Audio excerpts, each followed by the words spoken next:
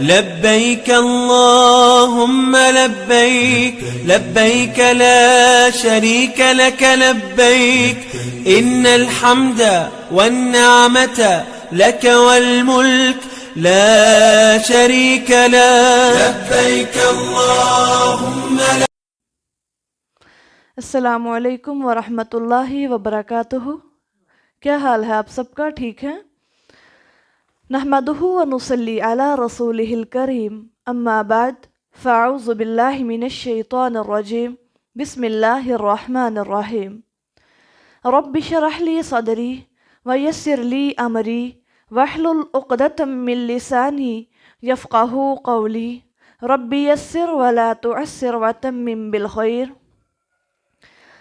الحمد للہ الذی احاط بكل شیء علما وجعل لكل شیء قدرا واسبغ علی الخلائق من نعمته سترا، احمدہ سبحانہ واشکرہ واتوب الیہ واستغفرہ۔ ہر قسم کی تعریف اور حمد اللہ کے لیے، جس نے علم کے لحاظ سے ہر چیز کا احاطہ کر رکھا ہے اور ہر ایک چیز کی تقدیر مقرر کر رکھی ہے اور اپنی مخلوقات پر اپنی نعمتوں کا پردہ ڈالا ہوا ہے۔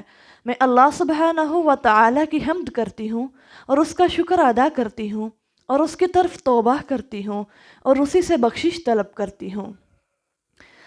پارہ نمبر 7 ہے آج۔ وَإِذَا سَمِعُوا مَا أُنزِلَ إِلَى الرَّسُولِ تَرَىٰ أَعْيُنَهُمْ تَفِيضُ مِنَ الدَّمْعِ مِمَّا عَرَفُوا مِنَ الْحَقِّ يَقُولُونَ رَبَّنَا آمَنَّا فَاكْتُبْنَا مَعَ الشَّاهِدِينَ۔ اور جب وہ کلام پاک سنتے ہیں تو اللہ کے رسول کی طرف بھیجا گیا ہے تو آپ ان کی آنکھوں کو دیکھتے ہیں کہ ان سے آنسو بہہ رہے ہوتے ہیں، اس لیے کہ انہوں نے حق کو پہچان لیا۔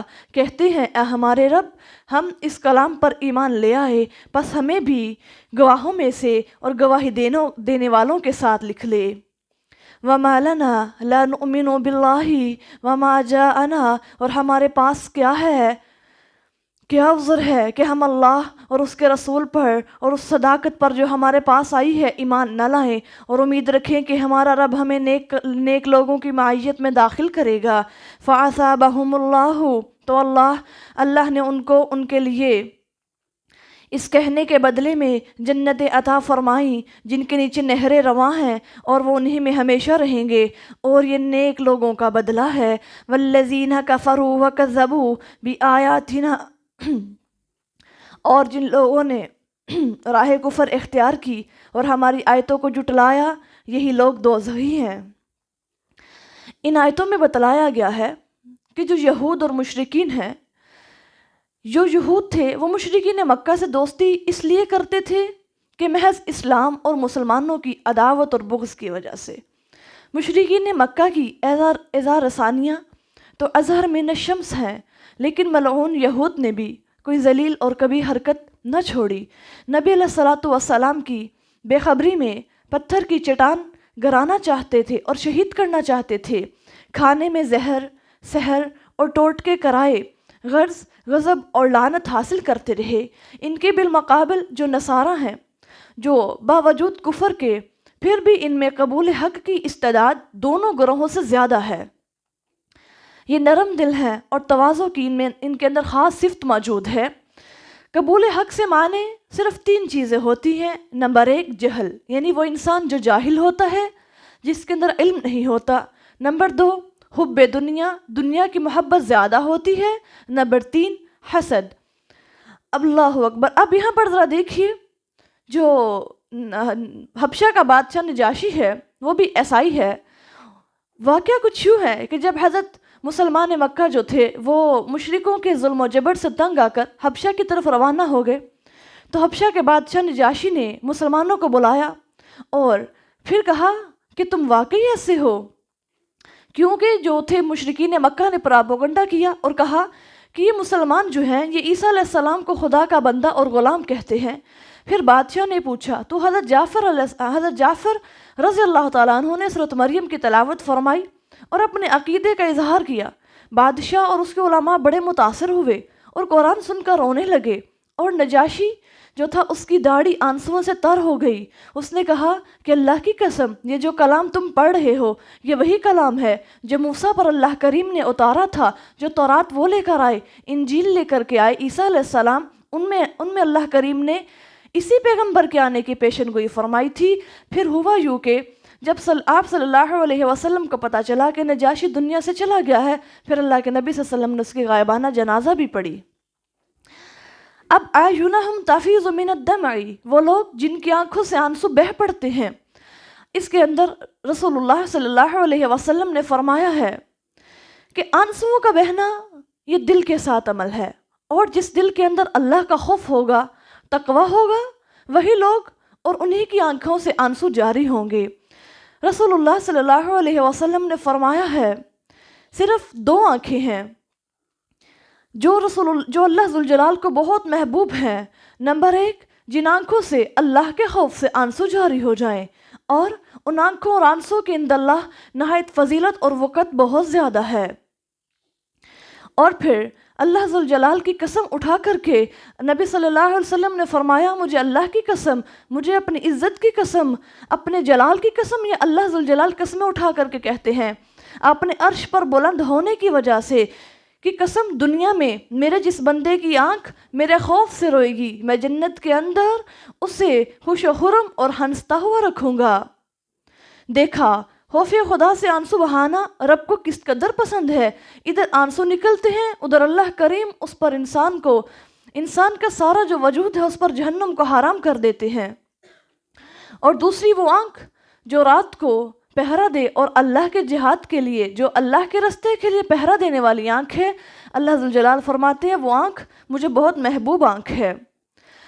اس کے متعلق ایک اور حدیث ہے، حضرت عمر رضی اللہ تعالیٰ عنہ کہتے ہیں کہ دو چیزوں کو نہ بھولنا، جنت اور جہنم کو، یعنی رسول اللہ صلی اللہ علیہ وسلم نے یہ نصیحتیں فرمائی، یہ فرماتے ہی آپ صلی اللہ علیہ وسلم کی آنکھوں سے آنسو جاری ہو گئے، بے قابو ہو کر خوف خدا سے اس قدر روئے کہ آنسوؤں سے دونوں طرف داڑھی مبارک تڑ ہو گئی۔ پھر فرمانے لگے اس خدا کی قسم جس کے ہاتھ میں محمد الرسول اللہ صلی اللہ علیہ وسلم کی جان ہے، جن امور آخرت کا مجھے علم ہے، تم کو بھی ہو جائے تو تم جنگلوں کی طرف نکل کھڑے ہو جاؤ، یعنی وہ جہنم اتنی ہولناک ہے، اور اپنے سروں پر تم خاک ڈالنا شروع ہو جاؤ۔ صحابہ کرام رضوان اللہ علیہم اجمعین کہتے ہیں کہ نبی صلی اللہ علیہ وسلم نماز پڑھتے اور زاروں قطار روتے، اور رونے کی آواز سے سینے میں چکی کی طرح گڑگڑاہٹ محسوس ہوتی تھی کہ اللہ کے نبی اتنا رویا کرتے تھے اللہ ذوالجلال کے سامنے جہنم کو یاد کر کے۔ اللہ ہم سب کچھ بھی جہنم کو یاد کر کے رونے والا بنا دے۔ اور پھر اللہ فرماتے ہیں وہ لوگ جو ثابت قدم رہے، جن کو دین میں مشکلات آئیں لیکن وہ اس پر ڈٹے رہے، اس پر انہوں نے استقامت اختیار رکھی، تو اللہ فرماتے ہیں وہ لوگ ہیں جن کو میں نے جنتیں عطا فرمانی ہیں، اور ایسے جنتوں کا وارث بناؤں گا جن میں وہ ہمیشہ ہمیشہ رہیں گے۔ اور اللہ ذوالجلال فرماتے ہیں جو دنیا میں نیک اعمال کرتے ہیں ان کو ہم ایسا ہی بدلہ عطا فرماتے ہیں، اور اس کے بالمقابل جو کافر لوگ ہوتے ہیں اور جو دنیا میں میری آیتوں کو جھٹلا دیتے ہیں ان کے لیے بہت سخت عذاب ہے، اور ان کے لیے میں نے بھڑکتی ہوئی جہنم میں آگ تیار کر رکھی ہے۔ یا ایھا الذین آمنوا لا تحرموا، اے ایمان والو تم ان پاکیزہ چیزوں کو حرام نہ ٹھہراؤ جو اللہ نے تمہارے لیے حلال کر دی ہیں، اور حد سے نہ بڑھو، بے شک اللہ حد سے بڑھنے والوں کو محبوب نہیں رکھتا۔ وَكُلُوا مِمَّا رَزَقَكُمُ اللَّهُ، اور اللہ نے تمہیں ہر روزی دی ہے، جو بھی رزق تمہیں عطا فرمایا اس میں سے حلال اور ستھری چیزیں کھاؤ، اور خدا سے ڈرتے رہو جو کہ جس پر تمہارا ایمان ہے۔ اب یہاں پر ایک حدیث ہے، ایک صحابی ایک آدمی رسول اللہ صلی اللہ علیہ وسلم کے پاس آیا اور آ کر کہنے لگا، اے اللہ کے نبی، جب میں گوشت کھا لیتا ہوں تو مجھ پر شہوت بہت زیادہ چھا جاتی ہے، اور پھر میں اپنی بیوی کے پاس جانے سے باز نہیں آتا، تو پھر اس لیے میں نے اپنے آپ پر گوشت کو حرام ٹھہرا لیا ہے۔ تو پھر اللہ کریم نے یہاں پر یہ قرآن اتارا، لا تحرموا الطیبات، تم پاکیزہ چیزوں کو اپنے اوپر اپنی خواہشات کی وجہ سے حرام نہ ٹھہراؤ۔ لا یؤاخذکم اللہ ذوالجلال تم سے تمہاری لا یعنی قسموں پر مواخذہ نہیں کرے گا، لیکن وہ قسمیں جو تم نے دل کے پختہ ارادے سے کر لی اور توڑ دی، پھر اللہ تم سے ان پر مواخذہ کرے گا۔ سو اس قسم توڑنے کا کفارہ کیا ہے؟ 10 مسکینوں کا کھانا کھلانا ہے، اوسط درجے کا کھانا جو اپنے گھر والوں کو کھلاتے ہو، یا انہی کو کپڑے پہنا دینا، یا ایک غلام آزاد کر دینا۔ پھر جس کو یہ میسر نہ ہو تو 3 دن کے روزے ہیں، تمہاری قسموں کا کفارہ ہے، جبکہ تم یہ قسم کھا لو اور اسے پورا نہ کرو اور اپنی قسموں کی نگہداشت کرو۔ اسی طرح اللہ اپنی آیتیں کھول کھول کر بیان کرتا ہے تاکہ تم شکر کرنے والے بن جاؤ۔ اب یہاں پر 3 قسمیں ہیں، قسموں کی 3 اقسام ہیں۔ سب سے پہلے وہ قسم جو ہم دل کے ارادے سے نہیں کھاتے، یمین لغو، جیسے ہم کہتے ہیں اللہ کی قسم، معمولی ہماری زبان پر چڑھ جاتی ہے، اللہ ذوالجلال فرماتے ہیں ان پر تم سے کوئی مواخذہ نہیں ہے۔ اور وہ پھر قسم یمین معقدہ جو تم ایک منعقد کر کے قسم اٹھاتے ہو، اللہ کی قسم میں یہ کام کروں گی، اور پھر جب تم اپنی قسم کو توڑ بیٹھو تو پھر تم نے کفارہ دینا ہے۔ اور وہ کفارہ کیا ہے؟ 10 مساکین کو کھانا کھلانا۔ اگر یہ کام نہ کر سکو تو پھر تم نے 10 مساکین کو کپڑے پہنانا۔ اگر یہ بھی نہ کر سکو تو پھر ایک گردن آزاد کروانا۔ اگر یہ بھی نہ کر سکو تو پھر تم نے 3 دن کے روزے رکھنے ہیں، چاہے وہ تم مسلسل رکھ لو پیدر پہ، چاہے تم وقفے پہ رکھ لو۔ اور پھر اللہ فرماتے ہیں، اور تیسری قسم ہے یمین غموس، وہ قسم جو ہم جھوٹی قسمیں کھا لیتے ہیں، جو کسی کو ذلیل کرنے کے لیے اور بہتان تراشیوں کے لیے کسی پر قسم لگا دی جائے، تو اللہ فرماتے ہیں اس کا نہ تو کوئی کفارہ ہے، اور اس کا صرف یہ ہے کہ وہ اللہ کریم سے توبہ النصوح کرے، سچی توبہ کرے، پھر اللہ فرماتے ہیں پھر میں اس کو معاف کر دوں گا۔ اور وَاحْفَظُوا أَيْمَانَكُمْ، تم اپنی قسموں کی حفاظت کرو۔ اس سے مراد یہ ہے کہ تم بار بار ہر بات پہ قسم نہ اٹھاؤ، بلکہ تم ان کی حفاظت کرو۔ یہ اللہ کی کہی ہوئی بات ہے، تم اللہ کی تم قسم اٹھاتے ہو اس کو اپنے معاملات میں اتنا عام نہ کر لو۔ یا ایھا الذین آمنو، اے ایمان والو، شراب پینا اور جوا کھیلنا، بت پوجنا اور پانس سے پھینکنا بلا شبہ ناپاک اور شیطانی کام ہے، سو تم ان سے بچو تاکہ تم کامیاب ہو جاؤ۔ اب یہاں پر اللہ کریم نے جو شراب ہے اس کو بالکل ہی ممنوع کر دیا۔ حضرت عمر رضی اللہ تعالیٰ عنہ فرماتے ہیں، بار بار اللہ ذوالجلال سے، اللہ کے نبی سے فرماتے رہتے، اللہ کے نبی کوئی صاف حکم ہے ہمیں بتائیے شراب کے بارے میں۔ پھر پہلے پارے میں سورۃ البقرہ کے اندر اللہ ذوالجلال نے شراب کو جو ہے اس کو فرمایا کہ یہ تمہارے لیے جائز نہیں ہے، یعنی جائز تو ہے تھی تب، حلال تھی، لیکن کیا فرمایا تم نمازوں کے قریب نہ ہو جب تم نشے کی حالت میں ہو جاؤ۔ پھر اللہ کریم نے یہاں پر اس کو بالکل ہی حرام قرار دے دیا کہ یہ شیطانی عمل ہے اور اس کو تم نے نہیں پینا۔ آگے اللہ ذوالجلال فرماتے ہیں وَيَصُدُّكُمْ عَنْ ذِكْرِ اللَّهِ، اور اللہ کے ذکر اور نماز سے تمہیں روکے تو اب تم ان برائیوں سے باز نہیں آتے۔ اللہ فرماتے ہیں شیطان تو یہی چاہتا ہے کہ شراب اور جوے کے ذریعے سے تمہارے درمیان دشمنی اور بغض ڈلوا دے اور تم اللہ کے ذکر سے غافل ہو جاؤ اور نماز کے قریب نہ ہو، اور اب تو ان برائیوں سے باز نہیں آتے۔ اب یہاں پر ایک حدیث ہے، مشکات میں ہے، لا تشربن خمرا فإنه رأس كل فاحشة، یعنی ہرگز تم شراب نہ پیو کیونکہ یہ تمہارے برے کاموں کی جڑ ہے۔ تمام برے کام جو ہوتے ہیں وہ انسان ناعقلی اور جہالت میں ہی آ کر کرتا ہے۔ جس لائق انسان شراب پی لے اس کے عقل اور حواس بالکل ہی گم ہو جاتی ہے، اس کو پتہ نہیں چل رہا ہوتا کہ میں کیسے سارے معاملات طے کروں۔ تو پھر اللہ فرماتے ہیں اس کو تم نے بالکل ہی حرام کر دیا، اور وہ چیز جو تھوڑی سی نشہ آور ہو جائے، جو تمہیں تھوڑی سی تم پر حرام ہے، وہ ساری کی ساری حرام ہے۔ اللہ ذوالجلال فرماتے ہیں جیسے ہم نے شراب کو کلی طور پر حرام کر دیا ہے اور اس کا تھوڑا سا ایک گھونٹ پینا بھی حرام ہے، وہ تم پیو گے تو تم گناہ کے مستحق ٹھہرو گے۔ وَأَطِیعُوا اللَّهَ وَأَطِیعُوا الرَّسُولَ، اور اللہ کی اطاعت کرو اور رسول کی اطاعت کرو اور محتاط رہو۔ اس پر بھی اگر تم نے روگردانی کی تو جان لو ہمارے رسول کی ذمہ تو صرف پیغام کو پہنچا دینا ہے واضح طور پر۔ بس اللہ ذوالجلال نے فرما دیا کہ میرے نبی کی اطاعت کرنی ہے، اگر تم میرے نبی کی اطاعت کرو گے تو میں سمجھ جاؤں گا کہ تم میری اطاعت کر رہے ہو، کیونکہ وہ لوگ جو سنت رسول اللہ پر عمل کرتے ہیں گویا در حقیقت وہ اللہ کی کہی ہوئی بات پر عمل کر رہے ہوتے ہیں۔ تو اللہ فرماتے ہیں اگر تم اعراض کر جاؤ گے تو اس سے ہمیں کوئی فرق نہیں پڑے گا، کیونکہ ہمارا کام تو بس پہنچا دینا ہے۔ میرے رسول کے ذمہ صرف تبلیغ کر دینا ہے۔ لیس علی الذین آمنوا وعملوا الصالحات، جو لوگ ایمان لائے اور انہوں نے نیک عمل کیے اور ان پر ان چیزوں کے بارے میں کوئی گناہ نہیں جو وہ کھا چکے، جبکہ وہ پرہیزگار ہیں اور ایمان لائے اور نیک عمل کرے، پھر پرہیزگار رہے اور ایمان لائے پھر پرہیز کرے اور نیکوکار رہے، اور اللہ نیکوکاروں کو پسند کرتا ہے۔ یا ایھا الذین آمنوا، اے ایمان والو۔ اب اس آیت میں اللہ ذوالجلال فرماتے ہیں کہ میرے رسول اللہ کی اطاعت فرض ہے، کیونکہ قرآن مجید کی طرح حدیث شریف بھی واجب الاتباع ہے۔ اگر ہم قرآن کو پڑھتے ہیں، قرآن کو سنتے ہیں، پھر اگر اسی طرح جو رسول اللہ صلی اللہ علیہ وسلم کا فرمان ہے، حدیث نبوی ہے، ان کو بھی سننا ہم سب پر بہت زیادہ لازمی ہے۔ جیسے قرآن کی مخالفت باعث تباہی اور بربادی ہے، ویسے ہی حدیث کو بھی پھر فرمایا کہ جب شراب حرام ہو گئی تو بعض صحابہ نے عرض کیا، یہ پچھلی وہی بات جو ساری میں آپ کو بتا کر کے آئی ہوں کہ ہم پر بالکل ہی حرام کر دی جائے، تو اللہ ذوالجلال نے یہاں پر یہ آیتیں نازل فرمائی۔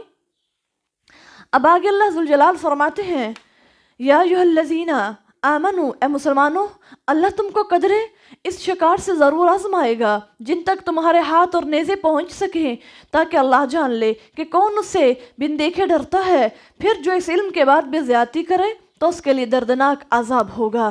اب یہاں پر اللہ کریم نے جو ہے شکار کی حرمت ہے۔ اب شکار جو ہے وہ دونوں طرح شکار مارنا یکساں ہے، دور سے اور ہتھیار سے۔ یہ کب ہے؟ جب وہ صحیح سلامت پکڑ لیا پھر ذبح کیا، اور طریقے ذبح میں ان دونوں کا فرق ہے۔ دور سے مارا، جو جہاں زخم لگ گیا وہ مر گیا، حلال ہوا، اور سلامت پکڑ لیا تو مواشی کی طرح ذبح کرنا چاہیے۔ اب جو ہے جو شکار ہے، یہ عرب کے اندر ایک معاش تھا، لوگ اس کو شکار کر کے عرب کے صحراؤں میں جاتے اور طرح طرح بازاروں میں جاتے اور وہاں پر کیا کرتے، مواشی جو تھے وہ معاش کرتے تھے، کن کے ذریعے؟ شکار کر کے۔ تو اللہ ذوالجلال نے حالت احرام میں اسے حرام کر دیا کہ جب تک تم حالت احرام میں رہو گے تم پر شکار کرنا حرام ہے۔ ان کے امتحان لے لیا اللہ ذوالجلال نے، جس طرح اللہ ذوالجلال نے بنی اسرائیل والوں کے امتحان لیا کہ تم نے ہفتہ کے روز مچھلیاں نہیں پکڑنی، اور جس ہفتہ کے دن وہ مچھلیاں نہیں تھے پکڑتے اور اسی دن دریا میں زیادہ مچھلیاں آیا کرتی۔ اور اب عرب والوں کے لیے یہ آزمائش تھی کہ ان کو حالت احرام میں اللہ کریم نے شکار کرنے سے منع فرما دیا، اور ہوا یوں کہ جس مہینوں میں ان کو حالت احرام میں اتنے زیادہ پرندے آیا کرتے تھے شکار کے لیے، یہ اللہ کی طرف سے آزمائش تھی ان پر۔ مقاتل بن حیان نے کہا یہ آیت عمرہ حدیبیہ 6 ہجری میں اتری۔ پھر پرندے اور شکار ہی جانور خود اس قدر آتے تھے کہ اس کی مثل کبھی نہیں دیکھا۔ بتانے لگے کہ اتنے شکار آتے تھے، اتنے زیادہ پرندے آتے تھے کہ اس کے بعد ہم نے کبھی اور مہینوں میں اتنے پرندے نہیں دیکھے۔ اللہ نے ان کے شکار سے منع کر دیا تاکہ ظاہر ہو جائے کہ کون سرن اور جہرن اللہ سے ڈرتا ہے اور اس کے حکم محکم کی اطاعت کرتا ہے۔ پھر نافرمانوں کو اللہ ذوالجلال نے اپنے عذاب علیم سے ڈرایا کہ ان کو میں دردناک عذاب دوں گا۔ یا ایھا الذین آمنوا، اے مسلمانوں تم شکار نہ مارو در حال یہ کہ تم نے احرام باندھ رکھا ہو، اور جو شخص تم میں سے جان بوجھ کر شکار مارے گا تو اس کی سزا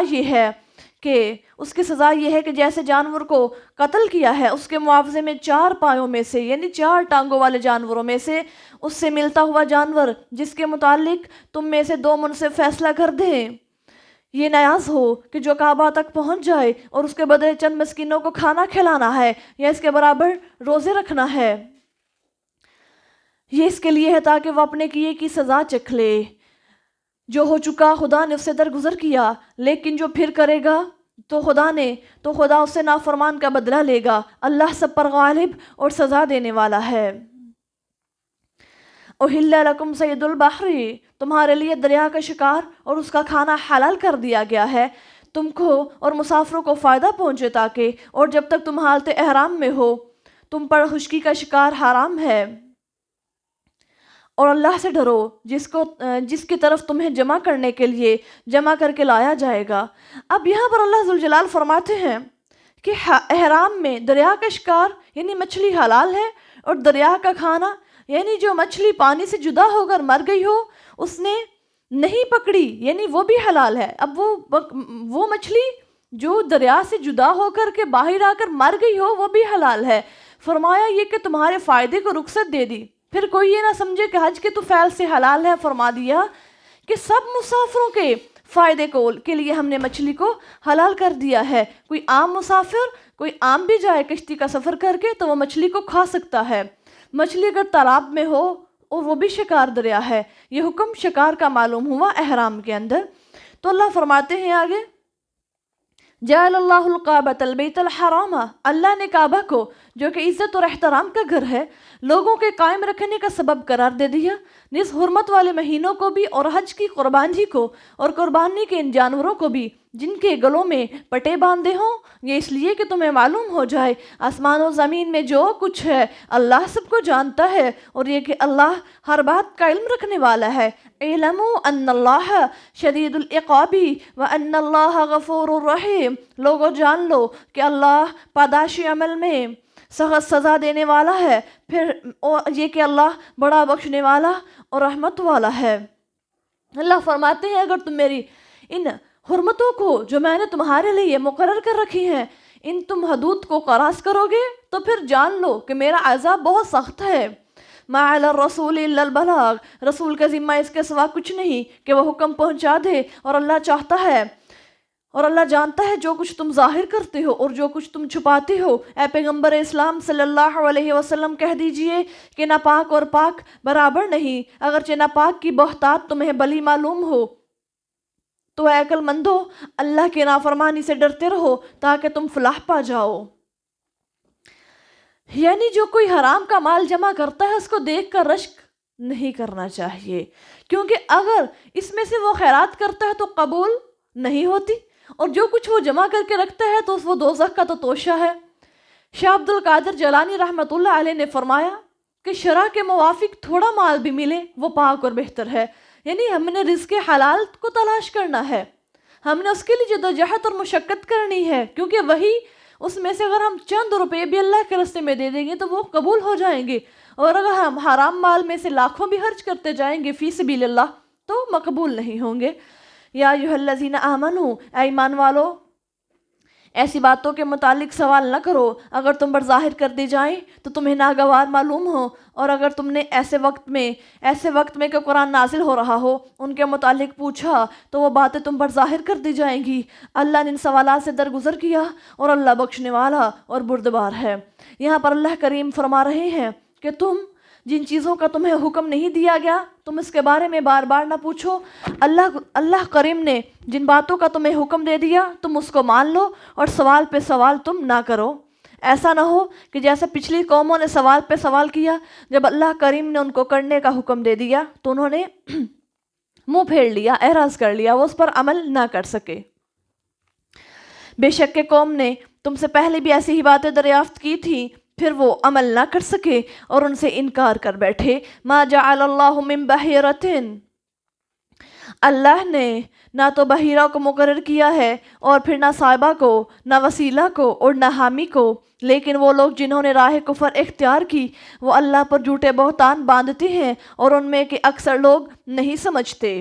اب یہاں پر یہ ساری رسمیں کفر کی رسمیں ہیں کہ جانوروں میں سے کوئی بت کی نظر کر دینا، بچہ نیاز چڑھا دینا، اس کا کان پھاڑ دیتے ہیں نشان کے لیے اور اس کو بحیرہ کہہ دیتے ہیں، اور پھر کوئی جانور بت کے نام پر آزاد کرتے اور اس کو اس کے اختیار پر چھوڑ دیتے، وہ صاحبہ تھا۔ اب یہ انہوں نے قسمیں بنائی ہوئی ہیں جانوروں کی، اور بعض شخص نے ایک ٹھہرا دیا کہ جو بچہ پیدا ہوگا وہ نر ہوگا تو وہ ہم بت کی نظر و نیاز پر ذبح کر دیں گے، اور جو مادہ میں ہو رکھوں، یعنی جو مادہ میں ہو اگر وہ نر اور مادہ دونوں ہو، یعنی ایک جو ہے وہ جانور حاملہ ہو گئی ہے تو کیا کہا اگر اس میں نر اور مادہ دونوں ہیں تو پھر وہ اس کو اپنے پاس رکھتا ہے اور اس کو وسیلہ کا نام دے دیتا ہے۔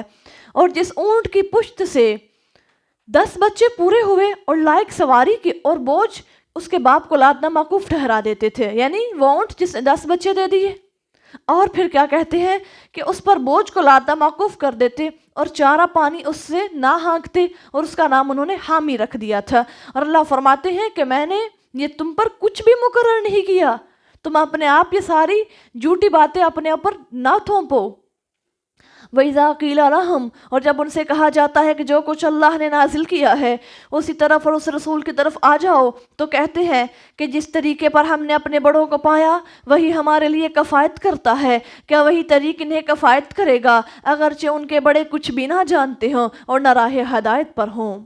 یہاں سے پتہ چلتا ہے کہ اگر ہمارے بڑے راہ راست پر نہیں ہیں تو پھر صاحب علم نہیں ہے تو ہمیں ان کی پیروی نہیں کرنی چاہیے۔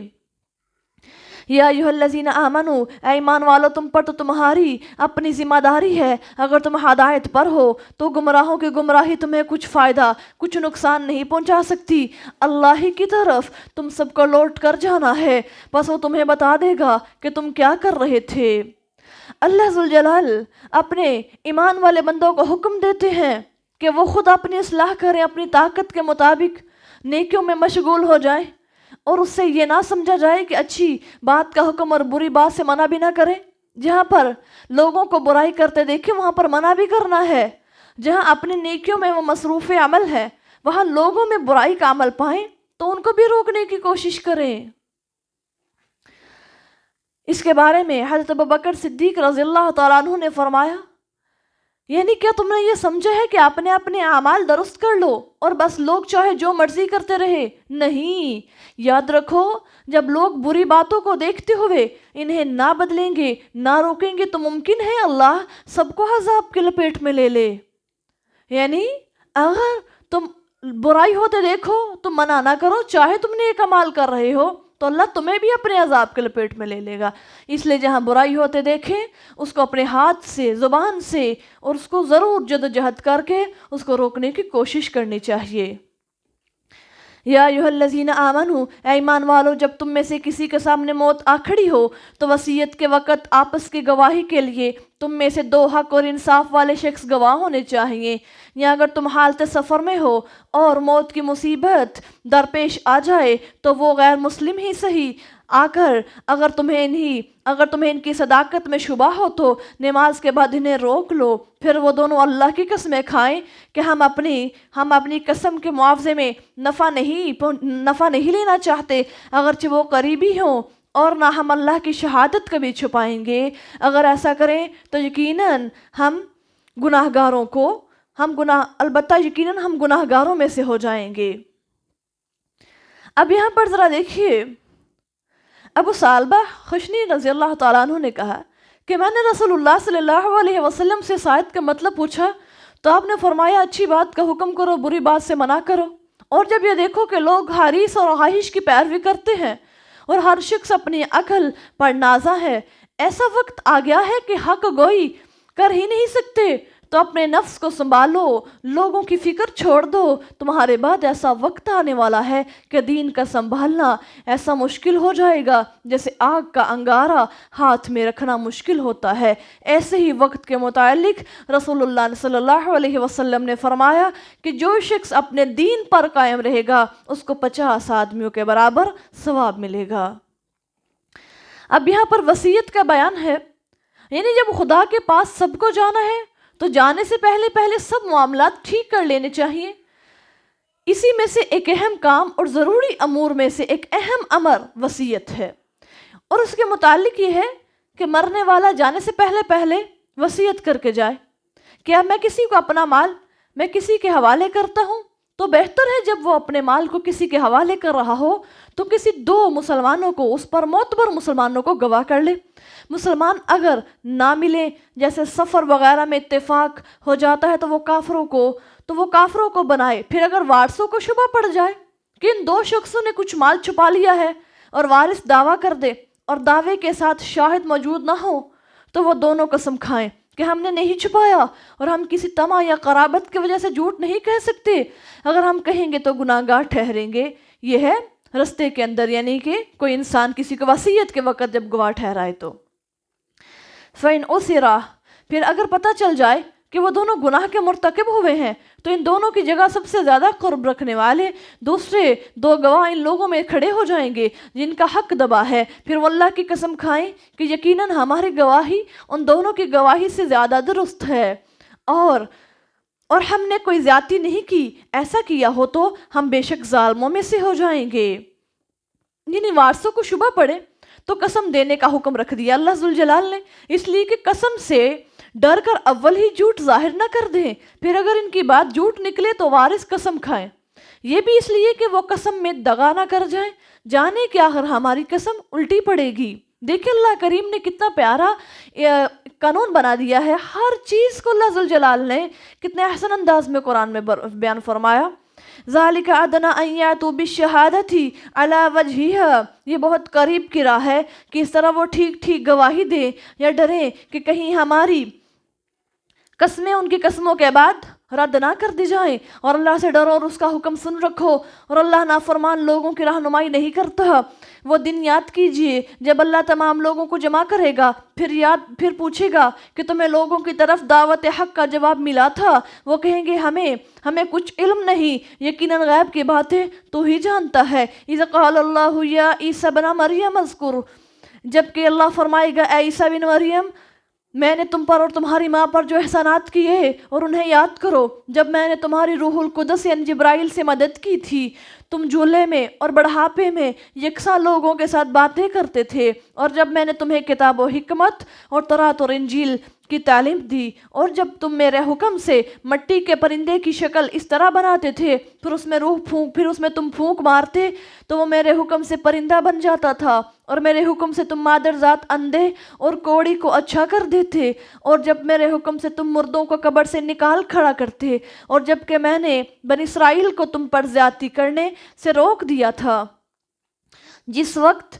کہ تم روشن دلیلیں ان کے پاس لائے تو تم کو تو انہی میں سے جن لوگوں نے راہ کفر اختیار کی، انہوں نے کہا یہ سوا کھلے جادو کے اور بھی کچھ نہیں ہے۔ اللہ اکبر۔ اب یہاں پر اللہ ذوالجلال کل قیامت کے روز حضرت عیسیٰ علیہ السلام سے پوچھیں گے، اے عیسیٰ، کہ دنیا میں تو لوگوں کو یہ کہہ کے آیا تھا کہ میرے جانے کے بعد تم مجھے اللہ کا بیٹا بنا دینا۔ اللہ قیامت کے روز عیسیٰ علیہ السلام کو فرما رہے ہیں، تو عیسیٰ کہنے لگے، اے اللہ تو بہتر جانتا ہے، میں ان سے کچھ بھی نہیں کہہ کر آیا۔ اب یہاں پر ایک اور بات پتہ چل رہی ہے کہ عیسیٰ علیہ السلام آسمان سے اتر کر دوبارہ دنیا میں آئیں گے۔ دیکھیں ہم نے پڑھا ہے فی المہدی و کہلا، و کہلا سے مراد ہے بڑھاپے میں۔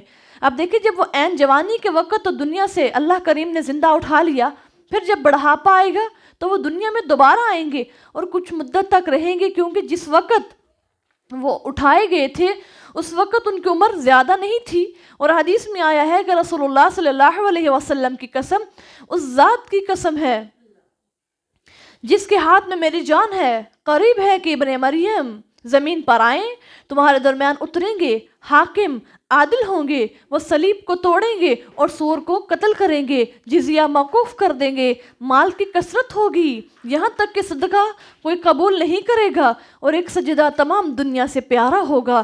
اور یہاں پر دیکھیے کہ قیامت قرب قیامت جب عیسیٰ علیہ السلام کا نزول ہوگا تو وہاں پر نہ تو صدقہ قبول ہوگا اور نہ ہی ہمیں، اللہ ذوالجلال فرماتے ہیں ایک سجدہ اتنا پیارا ہوگا کہ دنیا وما فیہا کی ساری دولتیں ایک طرف تو ایک سجدہ ایک طرف۔ تو پھر آج کتنا سنہرا وقت ہے کہ ہم سب اللہ کے سامنے سجدہ ریز ہو جائیں۔ اور پھر اللہ فرماتے ہیں کہ انہوں نے تم کو کیا کہا، کنہوں نے، ان کی قوم والوں نے، کہ اے عیسیٰ تو صرف ایک کھلا جادو کر رہا ہے۔ وَإِذْ أَوْحَيْتُ إِلَى الْحَوَارِيِّينَ، اور یاد کرو جب کہ میں نے حواریوں کے دل میں ڈالا کہ تم مجھ پر اور میرے رسول پر ایمان لاؤ، تو انہوں نے کہا کہ ہم ایمان لائے، اور خدایا تو گواہ رہے کہ ہم فرما بردار ہیں۔ یاد کرو جب حواریوں نے کہا کہ عیسیٰ بن مریم کیا تمہارا رب ایسا کر سکتا ہے کہ ہم سے آسمان سے کھانے کا ایک دسترخوان اتار دے۔ اب دیکھیں یہاں پر مائدتن کا لفظ آیا ہے، اور اسی لفظ سے سورت کے نام سے مناسبت ہو گئی، سورت المائدہ، دسترخوان۔ عیسیٰ علیہ السلام نے کہا اللہ سے ڈرو اگر تم ایمان رکھتے ہو۔ دیکھیں اب اللہ عیسیٰ علیہ السلام سے ایک اور معجزہ، ایک اور مانگ لیا کہ ہمیں آسمان سے کھلا دسترخوان لا کر کے دو۔ قالوا نريد ان ناكلها، انہوں نے کہا کہ ہم چاہتے ہیں کہ ہم اس میں سے کھائیں اور ہمارے دلوں کو اطمینان حاصل ہو جائے، اور ہم جان لیں کہ آپ نے ہم سے سچ کہا اور ہم اس بات پر گواہ رہیں۔ عیسیٰ ابن مریم نے دعا کی کہ اے اللہ ہمارے پروردگار، ہم پر آسمان سے کھانے کے دسترخوان بیچ دے جو ہمارے موجود اور بعد میں آنے والوں کے لیے خوشی کا دن ہو، اور تیری طرف سے ایک نشانی بھی ہمیں رزق دے، اور تو بہترین روزی دینے والا ہے۔ اب یہاں پر نا عیسیٰ علیہ السلام نے اللہ ذوالجلال سے دعا مانگ لی، تو پھر اللہ کریم نے ایک دسترخوان اتارا جو عیسائیوں کے ہاں ہفتہ کی عید ہے، جیسے کہ مسلمانوں کے ہاں جمعہ ہے، لیکن اسلام نے اب نصارہ کا دین منسوخ کر دیا ہے۔ پھر اللہ کریم نے ان پر یہ دسترخوان اتارا۔ قال اللہ انی منزلہ، اللہ نے کہا بے شک میں تم پر وہ دسترخوان نازل کروں گا، پھر وہ تم میں سے اس کے بعد بنا شکری کرے گا تو میں اسے وہ سزا دوں گا کہ جہان بھر میں نے کسی کو وہ سزا نہ دی ہوگی۔ اب جب نعمت غیر معمولی اور نرالی ہوگی تو اس کی شکر گزاری کی تاکید بھی معمول ہے، معمول سے بڑھ کر ہونی چاہیے، اور نہ شکری پر عذاب بھی غیر معمولی اور نرالا آئے گا۔ اب دیکھیں اللہ سے جب انہوں نے ایک نرالی چیز مانگی کہ آسمان سے ایک ہم پر ایک دسترخوان اترے، پھر جب اس کا انکار کریں گے تو پھر اس کی سزا بھی اتنی بڑی ہوگی۔ اب اس میں بعض کہتے ہیں وہ دسترخوان اترا 40 روز تک، پھر بعض نے ناشکری کی، یعنی علم ہوا تھا کہ فقیر اور مریض کھائیں، لیکن اس سے وہ جو دولت مند لوگ تھے وہ بھی کھانا شروع ہو گئے، پھر 80 کے قریب جو لوگ تھے ان کو اللہ ذوالجلال نے بندر بنا دیا۔ وَإِذْ قَالَ اللَّهُ يَا عِيسَى ابْنَ مَرْيَمَ، اور یاد کرو جب اللہ کہے گا کہ عیسیٰ ابن مریم کیا تم نے لوگوں سے کہا تھا کہ خدا کو چھوڑ کر مجھ کو اور میری ماں کو خدا قرار دے لو۔ عیسیٰ عرض کریں گے کہ اللہ تو پاک ہے، تو میرے لیے روا نہیں کہ اللہ میں لوگوں کو یہ کہہ کے آؤں کہ میں اللہ کا بیٹا ہوں۔ ہم دونوں یعنی میں اور میری جو ماں ہے ہم دونوں معبود ہیں، کہ ایسی بات کہوں جس کے کہنے کا مجھے کوئی حق نہیں۔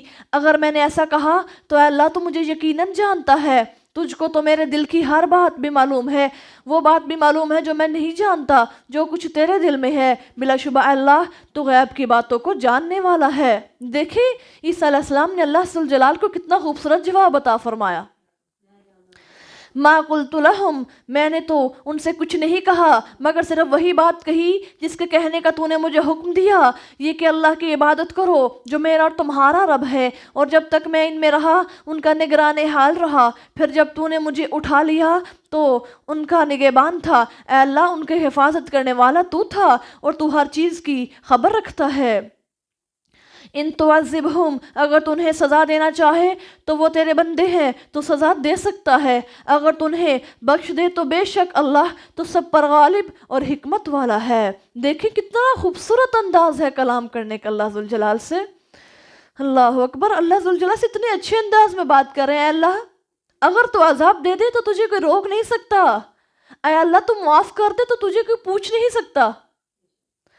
اللہ اکبر۔ قال اللہ ھذا، اللہ فرمائے گا یہ وہ دن ہے کہ جس دن سچ بولنے والوں کو ان کی سچائی کام آئے گی، ان کے لیے باغ ہوں گے جن کے نیچے نہریں چل رہی ہوں گی، ان میں وہ ہمیشہ ہمیش رہیں گے، اللہ ان سے خوش اور وہ اللہ سے خوش ہے۔ یہ بہت بڑی کامیابی ہے۔ حضرات دیکھیے اللہ فرماتے ہیں وہ لوگ جو قولاً اور اعتقاداً عملاً سچے ہوتے ہیں، جن کا قول بھی سچا ہوتا ہے، جن کا عمل بھی سچا ہوتا ہے، جن کا فعل بھی سچا ہوتا ہے، ایسے ہی لوگ ہیں جن کو کل قیامت کے روز اللہ ذوالجلال اپنی جنتوں کا وارث بنائے گا۔ سبحان اللہ۔ اللہ فرماتے ہیں وہ قیامت اتنا سخت دن ہوگا، وہ حشر کا میدان کوئی عام میدان نہیں ہوگا، جس دن سارے کے سارے لوگ وہاں پر کانپ رہے ہوں گے، ربی نفسی کہہ رہے ہوں گے۔ اس دن تمہارا جھوٹ کام نہیں آئے گا، اس دن تمہیں فائدہ دے گی تو بس تمہاری سچائی دے گی۔ للہ ملک السماوات، اللہ ہی کے لیے بادشاہت ہے آسمان و زمین کی اور جو کچھ ان کے درمیان ہے، اور اللہ ہر چیز پر قادر ہے۔ بے شک سورۃ الانعام مکیہ، سورۃ الانعام مکہ میں نازل ہونے والی سورت ہے۔ اس سورت کے 16 اور 17 رکوع میں بعض مویشیوں کی حرمت اور بعض کی حلت کے متعلق اہل عرب کی توہمات کی تردید کی گئی ہے۔ اسی مناسبت سے اللہ ذوالجلال نے اس کا نام سورۃ الانعام رکھا ہے۔ شروع اللہ کے نام سے جو بڑا مہربان نہایت رحم کرنے والا ہے۔ الحمدللہ الذی خلق السماوات والارض وجعل الظلمات والنور ثم الذین کفروا بربہم یعدلون۔ ہر طرح کی تعریف اللہ کے لیے ہے جس نے آسمانوں کو اور زمین کو پیدا کیا اور تاریکیاں اور روشنی بنائی، اس پر بھی وہ لوگ جنہوں نے راہ کفر اختیار کی دوسروں کو وہ اپنے رب کے برابر سمجھتے ہیں۔ اب یہاں پر ذرا دیکھیے اللہ ذوالجلال کیا فرماتے ہیں۔ یہ سورت جو ہے سورۃ الانعام کی پہلی آیت ہے۔ ابن عباس رضی اللہ تعالیٰ عنہ فرماتے ہیں یہ سورت ایک ہی مرتبہ ایک ہی رات مکہ مکرمہ میں نازل ہوئی۔ اس کے گرد 70,000 فرشتے تھے جو تسبیح پڑھ رہے تھے۔ دیکھیں کتنی فضیلت والی سورت ہے۔ یہ ایک ہی دفعہ میں مکہ میں نازل ہوئی، اور جب یہ نازل ہوئی تو اس سورت کے ارد گرد 70,000 فرشتے آئے۔ مستدرک حاکم میں مرفوع روایت ہے کہ اس مبارک سورت کو پہنچانے کے لیے اس قدر فرشتے آئے کہ آسمان کے کنارے دکھائی نہ دیتے تھے۔ یعنی یہ اتنی بڑی اور اتنی فضیلت والی سورت ہے۔ جب اللہ ذوالجلال اس سورت کو آسمان سے زمین پر اتار رہے تھے تو اتنے فرشتے ساتھ آ گئے۔ ابن مردویہ میں ہے اس وقت فرشتوں کی تسبیح سے زمین گونج رہی تھی۔ سبحان اللہ العظیم، سبحان اللہ العظیم پڑھ رہے تھے وہ فرشتے۔ اللہ اکبر۔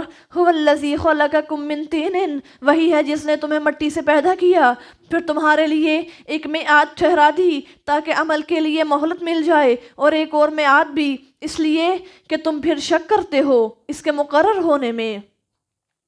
هو اللہ وهو اللہ فی السماوات وفی الارض، اور وہی اللہ ہے جو آسمان و زمین میں ہے۔ وہ تمہاری چھپی اور کھلی باتوں کو جانتا ہے، جو تم عمل کرتے ہو اسے معلوم ہے۔ یعنی اللہ فرماتے ہیں میں ہر چیز کو جاننے والا ہوں، کوئی چیز ایسی نہیں جو مجھ سے چھپی ہوئی ہو۔ وَمَا تَأْتِيهِم مِّنْ آیَةٍ، اور ان کے پاس ان کے پروردگار کی نشانیوں میں سے کوئی نشانی نہیں آتی مگر یہ اس سے اعراض کرتے ہیں۔ سو جب حق ان کے پاس آیا تو انہوں نے اس کو جھٹلایا، پس ان قریب انہیں اس چیز کی حقیقت معلوم ہو جائے گی جس کی وہ ہنسی اڑایا کرتے تھے۔ کیا انہوں نے نہیں دیکھا کہ ان سے پہلے ہم کتنی قوموں کو ہلاک کر چکے ہیں جن کو ہم نے زمین میں ایسی قوت دے رکھی تھی کہ تم کو وہ قوت نہیں، اور ہم نے ان پر سرسبزی اور شادابی کے لیے جو موسلا دھار بارشیں برسائیں اور ان کے نیچے سے نہریں رواں کی، پھر ہم نے ان کو ان کے گناہوں کی وجہ سے ہلاک کر دیا اور ان کے بعد دوسری قوموں کو پیدا کر دیا۔ دیکھیں اللہ کریم فرماتے ہیں اس آیت کے اندر کہ دنیا کے اندر مال و دولت کا مل جانا کوئی کامیابی نہیں ہے۔ اگر اصل اور حقیقی کامیابی ہے تو وہ اللہ اور اس کے رسول کی اطاعت میں ہے۔ پہلی قوموں نے جو پچھلی قومیں آئیں ان کے پاس اتنی مال و دولت تھی، شان و شوکت تھی، وجاہت تھی، وقار تھا، اور اتنے اتنے لمبے قد تھے۔ دیکھیں ذرا آج تو ہمارا قد ہی 4 5 6 فٹ ہوتا ہے، ان کے تو قد ہی 60 فٹ تھے، اتنے اتنے لمبے ان کی ہائٹس تھی۔ تو اللہ فرماتے ہیں جب انہوں نے ہمیں میرا انکار کر دیا تو پھر میں نے ان کی شان و شوکت اور وجاہت کو دنیا کے لیے عبرت کا سامان بنا دیا، پھر میں نے ان کا ملیہ میٹ کر دیا ان کو، اور پھر میں نے دوسری آنے والی قوموں کے لیے ان کو میں نے نشان عبرت بنا دیا، اور ان کو میں نے قتل کر کے، یعنی کہ ان کو ہم بالکل ہلاک کر کے پھر میں نے دوسری قوموں کو ان کی جگہ پیدا کر دیا۔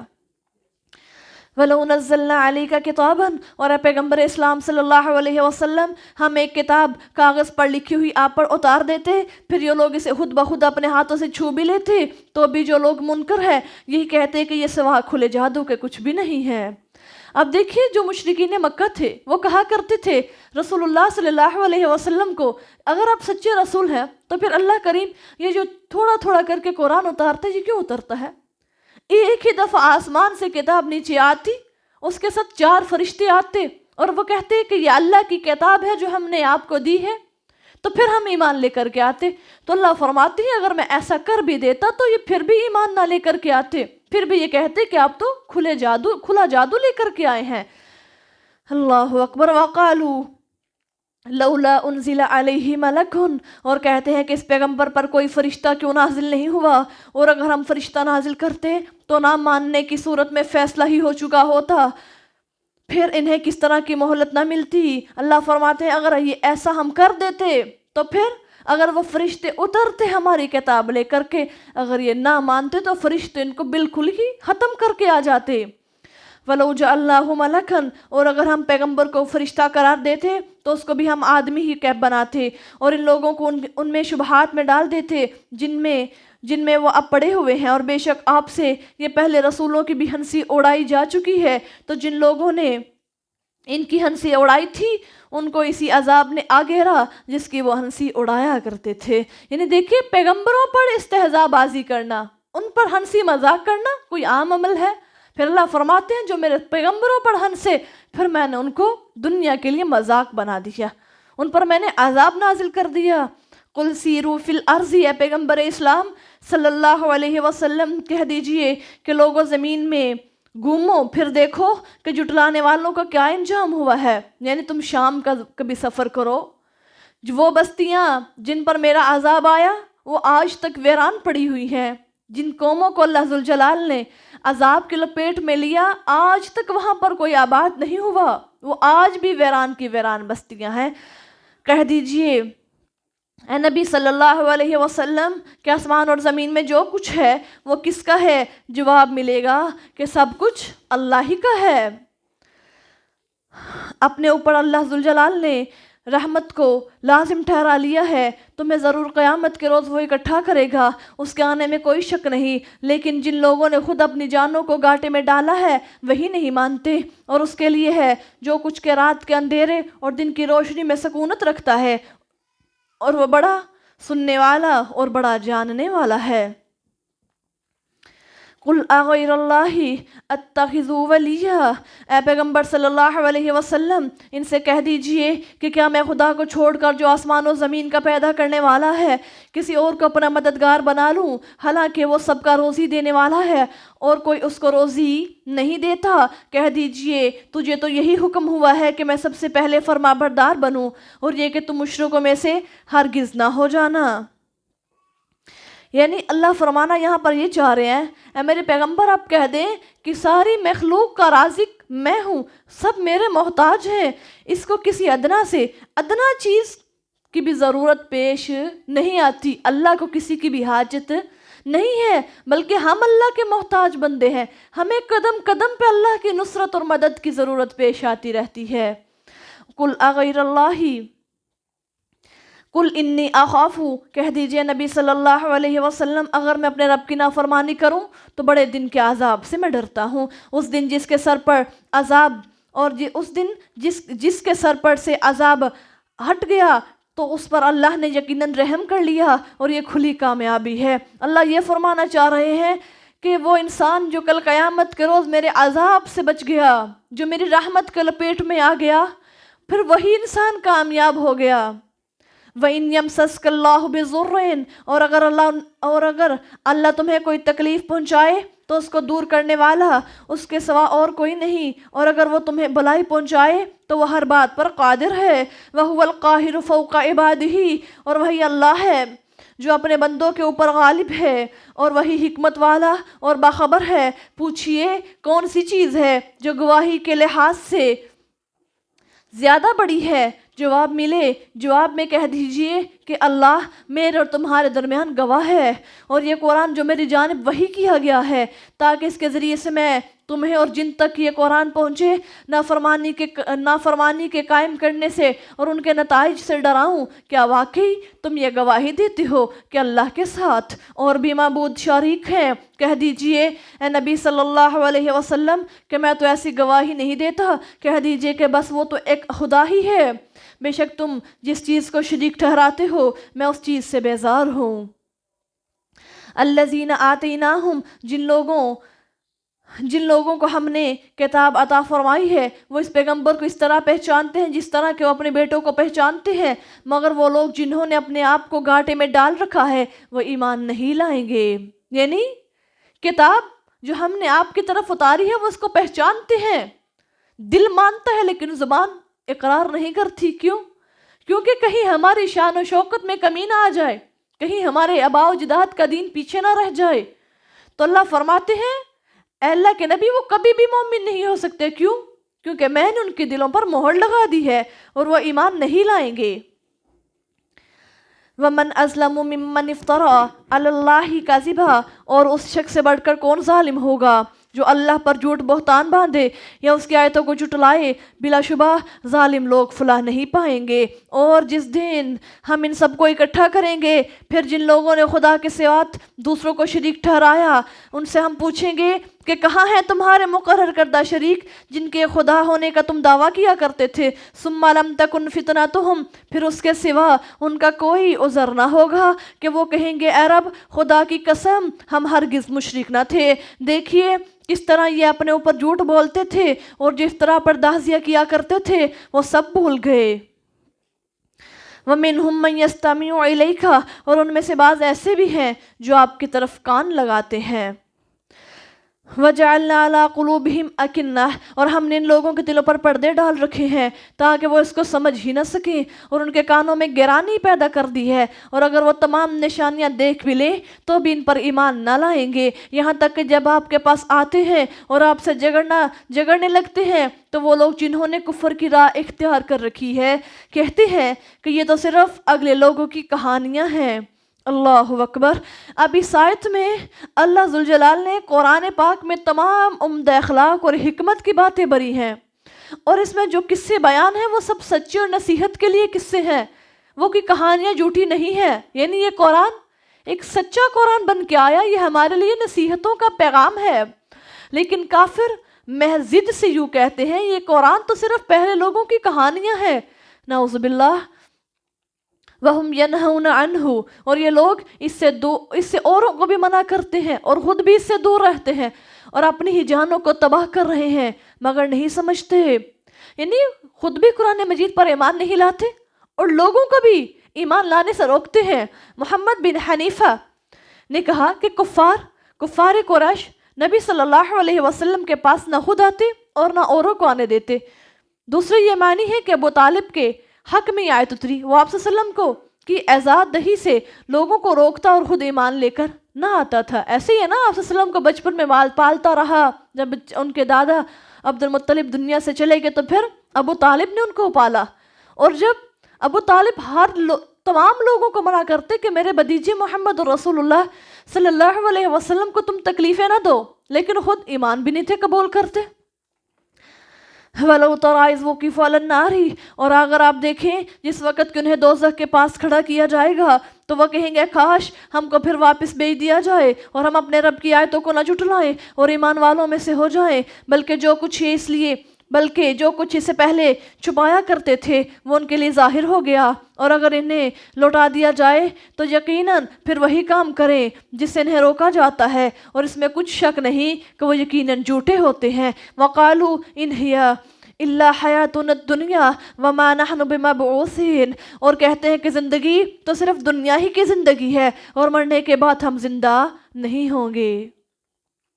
ذرا دیکھیے اصلاح ہے یہاں پر، کیا کہا کرتے تھے کہ ہم نے مرنے کے بعد دوبارہ زندہ نہیں ہونا، لیکن ہم سب کو تو اس بات کا علم ہے کہ جب دنیا میں آئے ہیں ہم نے مرنے کے بعد دوبارہ زندہ ہونا ہے اللہ کے ہاں جا کر کے قیامت کے روز۔ کاش آپ دیکھیں جس وقت یہ اپنے رب کے سامنے کھڑے کیے جائیں گے، وہ پوچھے گا کیا یہ جی اٹھنا سچ نہیں ہے؟ کہیں گے کیوں نہیں، ہمارے رب کی قسم، ارشاد ہوگا تم جو انکار کرتے رہے تو اب اسی سزا میں تمہیں عذاب کا مزہ میں دوں گا، تم اس کو چکھو۔ دیکھیں کل قیامت کے روز اللہ ان سے ہم کلام ہوں گے۔ پھر قد خسر الذین کذبوا، بلا شبہ وہ لوگ نقصان میں رہے جنہوں نے اللہ سے ملنے کو جھٹلایا، یہاں تک کہ جب قیامت ان پر اچانک آ جائے گی تو وہ کہیں گے ہائے افسوس اپنے کوتاہی پر جو ہم سے اس بارے میں ہو گئی، اور وہ اپنے گناہوں کا بوجھ اپنی پیٹھ پر لادے ہوئے ہوں گے۔ استغفر اللہ۔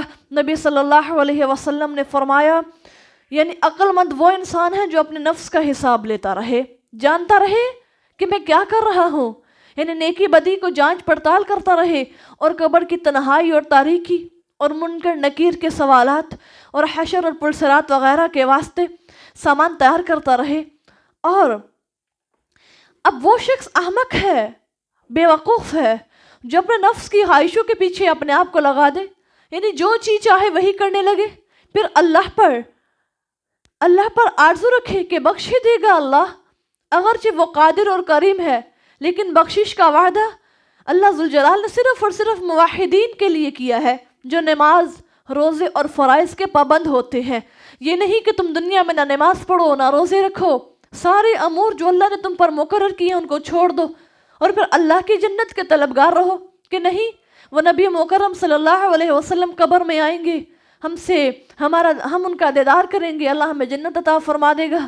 یہ طرح طرح کی باتیں ہیں، یہ بدعات ہیں، اور اللہ کریم نے بتا دیا کہ صرف موحدین کو جنت ملے گی اور انہی کے لیے بخشش کا وعدہ ہے، یعنی جو چھوٹے موٹے ان سے گناہ ہو جاتے ہیں ان کو میں معاف فرما دوں گا۔ وَمَا الْحَيَاةُ الدُّنْيَا إِلَّا لَعِبٌ وَلَهْوٌ، اور دنیا کی زندگی تو محض ایک کھیل اور تماشا ہے، البتہ آخرت کا گھر ان کے لیے بہت ہی بہتر ہے جو متقی ہیں۔ تو کیا تم اتنی بات بھی نہیں سمجھتے؟ دنیا کا گھر جو ہے یہ تو ایک بلبلے کی مانند ہے، یہ کچھ بھی نہیں ہے تمہارے لیے۔ کاش تم اپنی آخرت کو جان جاؤ اور تم دنیا میں مشغول نہ ہو جاؤ۔ قَدْ نَعْلَمُ إِنَّهُ، اے پیغمبر اسلام صلی اللہ علیہ وسلم، ہم جانتے ہیں کہ یہ لوگ جو کچھ باتیں کرتے ہیں وہ آپ کو آزردہ خاطر کرتی ہیں، غمگین کرتی ہیں، وہ در حقیقت آپ کو نہیں جھٹلاتے بلکہ یہ ظالم لوگ اللہ کی آیتوں کا انکار کرتے ہیں۔ اب حضرت علی رضی اللہ تعالیٰ عنہ سے مروی ہے کہ ابو جہل نے نبی صلی اللہ علیہ وسلم سے کہا، ہم تم کو نہیں جھٹلاتے اے نبی، بلکہ ہم تو اس کو جھٹلاتے ہیں جو تم لے کر کے آئے ہو۔ تو اللہ یہاں پر اپنے پاک پیغمبر کو تسلی اور تشفی دے رہا ہے، میرے نبی آپ غمگین نہ ہوئیے، وہ آپ کو مانتے ہیں، وہ آپ کی ذات کو تسلیم کرتے ہیں، لیکن جو قرآن میں نے اتارا ہے وہ اس کے منکر ہے، گویا وہ آپ کو تو مانتے ہیں، وہ اللہ کا انکار کرتے ہیں۔ اللہ اکبر۔ وَلَقَدْ كُذِّبَتْ رُسُلٌ مِّن قَبْلِكَ، اور بلا شبہ آپ سے پہلے کئی رسول بھی جھٹلائے جا چکے ہیں، سو انہوں نے لوگوں کے جھٹلانے اور ایذا دینے پر بھی صبر کیا، یہاں تک کہ ہماری طرف سے مدد ان کے پاس آ پہنچی، اور کوئی اللہ کی باتوں کو بدلنے والا نہیں ہے۔ آپ کے پاس رسولوں کے بعض حالات پہنچ چکے ہیں۔ وَإِن كَانَ كَبُرَ عَلَيْكَ، اور اے پیغمبر صلی اللہ علیہ وسلم، اگر ان لوگوں کی روگردانی آپ پر گرا گزرتی ہے، تو اگر آپ کو قدرت ہو کہ زمین کے اندر کوئی سرنگ یا آسمان میں کوئی سیڑھی تلاش کر لو اور اس پر چڑھ جاؤ، اس طرح نہیں کوئی نشان لا دو تو یہ بھی دیکھ لیں، اور اگر اللہ چاہتا تو انہیں متقی کر دیتا اور نادانوں میں سے، اور البتہ بس آپ نادانوں میں سے نہ ہو جائیے گا۔ انما یستجیب الذین یسمعون، دعوت کو قبول تو وہی کرتے ہیں جو دل سے سنتے ہیں، اور مردوں کو اللہ ہی زندہ کرے گا، پھر وہ اسی کی طرف لوٹائے جاتے ہیں۔ وقالوا لولا نزل، اور کہتے ہیں کہ اس کے رب کی طرف سے کیوں کر کوئی نشانی اس پر نہیں اتاری گئی۔ کہہ دیجئے اللہ یقیناً اس بات پر قادر ہے کہ وہ کوئی نشان اتار دے، لیکن اس میں اکثر آدمی نہیں جانتے۔ اللہ اکبر۔ وما من دابۃ، جتنے حیوانات زمین میں چلتے پھرتے ہیں اور جتنے پرندے اپنے دونوں بازوؤں سے اڑتے پھرتے ہیں، سب تمہاری ہی طرح مخلوقات ہیں، ہم نے کتاب میں کوئی چیز بیان کرنے سے نہیں چھوڑی، پھر انجام کار سب اپنے رب کے حضور میں جمع کیے جائیں گے۔ والذین کذبوا بآیاتنا، اور جن لوگوں نے ہماری آیتوں کو جھٹلا دیا وہ اندھیروں میں گویا بہرے اور گونگے ہیں، اور اللہ جس کو چاہتا ہے راہ راست سے دور پھینک دے اور جس کو چاہے سیدھی راہ پر ڈال دے۔ اللہ فرماتے ہیں وہ بہرے گونگے ہیں، وہ اندھیروں میں ہیں، وہ لوگ جن کو میں اللہ گمراہ کر دوں اور جس کو چاہتا ہوں میں صراط مستقیم پر چلا دیتا ہوں۔ قل ارائیتکم، اے پیغمبر صلی اللہ علیہ وسلم کہہ دیجئے بھلا یہ تو بتاؤ، اگر تم پر اللہ کا عذاب آ جائے یا قیامت آ موجود ہو تو کیا پھر بھی تم اللہ کے سوا کسی اور کو پکارو گے؟ اگر تم سچے ہو بلکہ صرف اسی کو پکارو گے تو جس چیز کے لیے تم اس کو پکارو گے اگر وہ چاہے گا تو اس کو پورا کر دے، اور اس وقت تم جن کو شریک ٹھہراتے ہو تم ان کو بھول جاؤ گے۔ اب یہاں سے مراد ہے یعنی تم ہمیشہ جو ہے وہ سچ بات کہو، اگر تم پر عذاب یا قیامت آ جائے تو غیر اللہ کو پکارو یا اللہ کو۔ اللہ فرماتے ہیں اگر تم پر قیامت آ جائے، تم پر اتنی ہولناکیاں آ جائیں، پھر مجھے اس وقت کا بتاؤ تم اللہ کو چھوڑ کر کسی اور کو پکارو گے یا صرف اللہ کو پکارو گے؟ اس وقت غیر اللہ کو تم فراموش کر جاؤ گے، بھول جاؤ گے، کیونکہ تم کو معلوم ہے کہ اب اللہ کے سوا کسی کو قدرت حاصل ہی نہیں ہے عذاب کو کوئی ہٹا سکے۔ اس سے معلوم ہوا کہ رسول اللہ صلی اللہ علیہ وسلم کے زمانہ کے مشرکوں سے ہمارے زمانہ کے جو کلمہ گو مشرک ہیں وہ اور بڑھ گئے ہیں۔ کیونکہ دیکھیے آج ہمیں کوئی مشکل آتی ہے تو ہمارے لوگ مشکل میں کس کو پکارتے ہیں؟ اللہ کو چھوڑ کر وہ طرح طرح کے لوگوں کے پاس چلے جاتے ہیں۔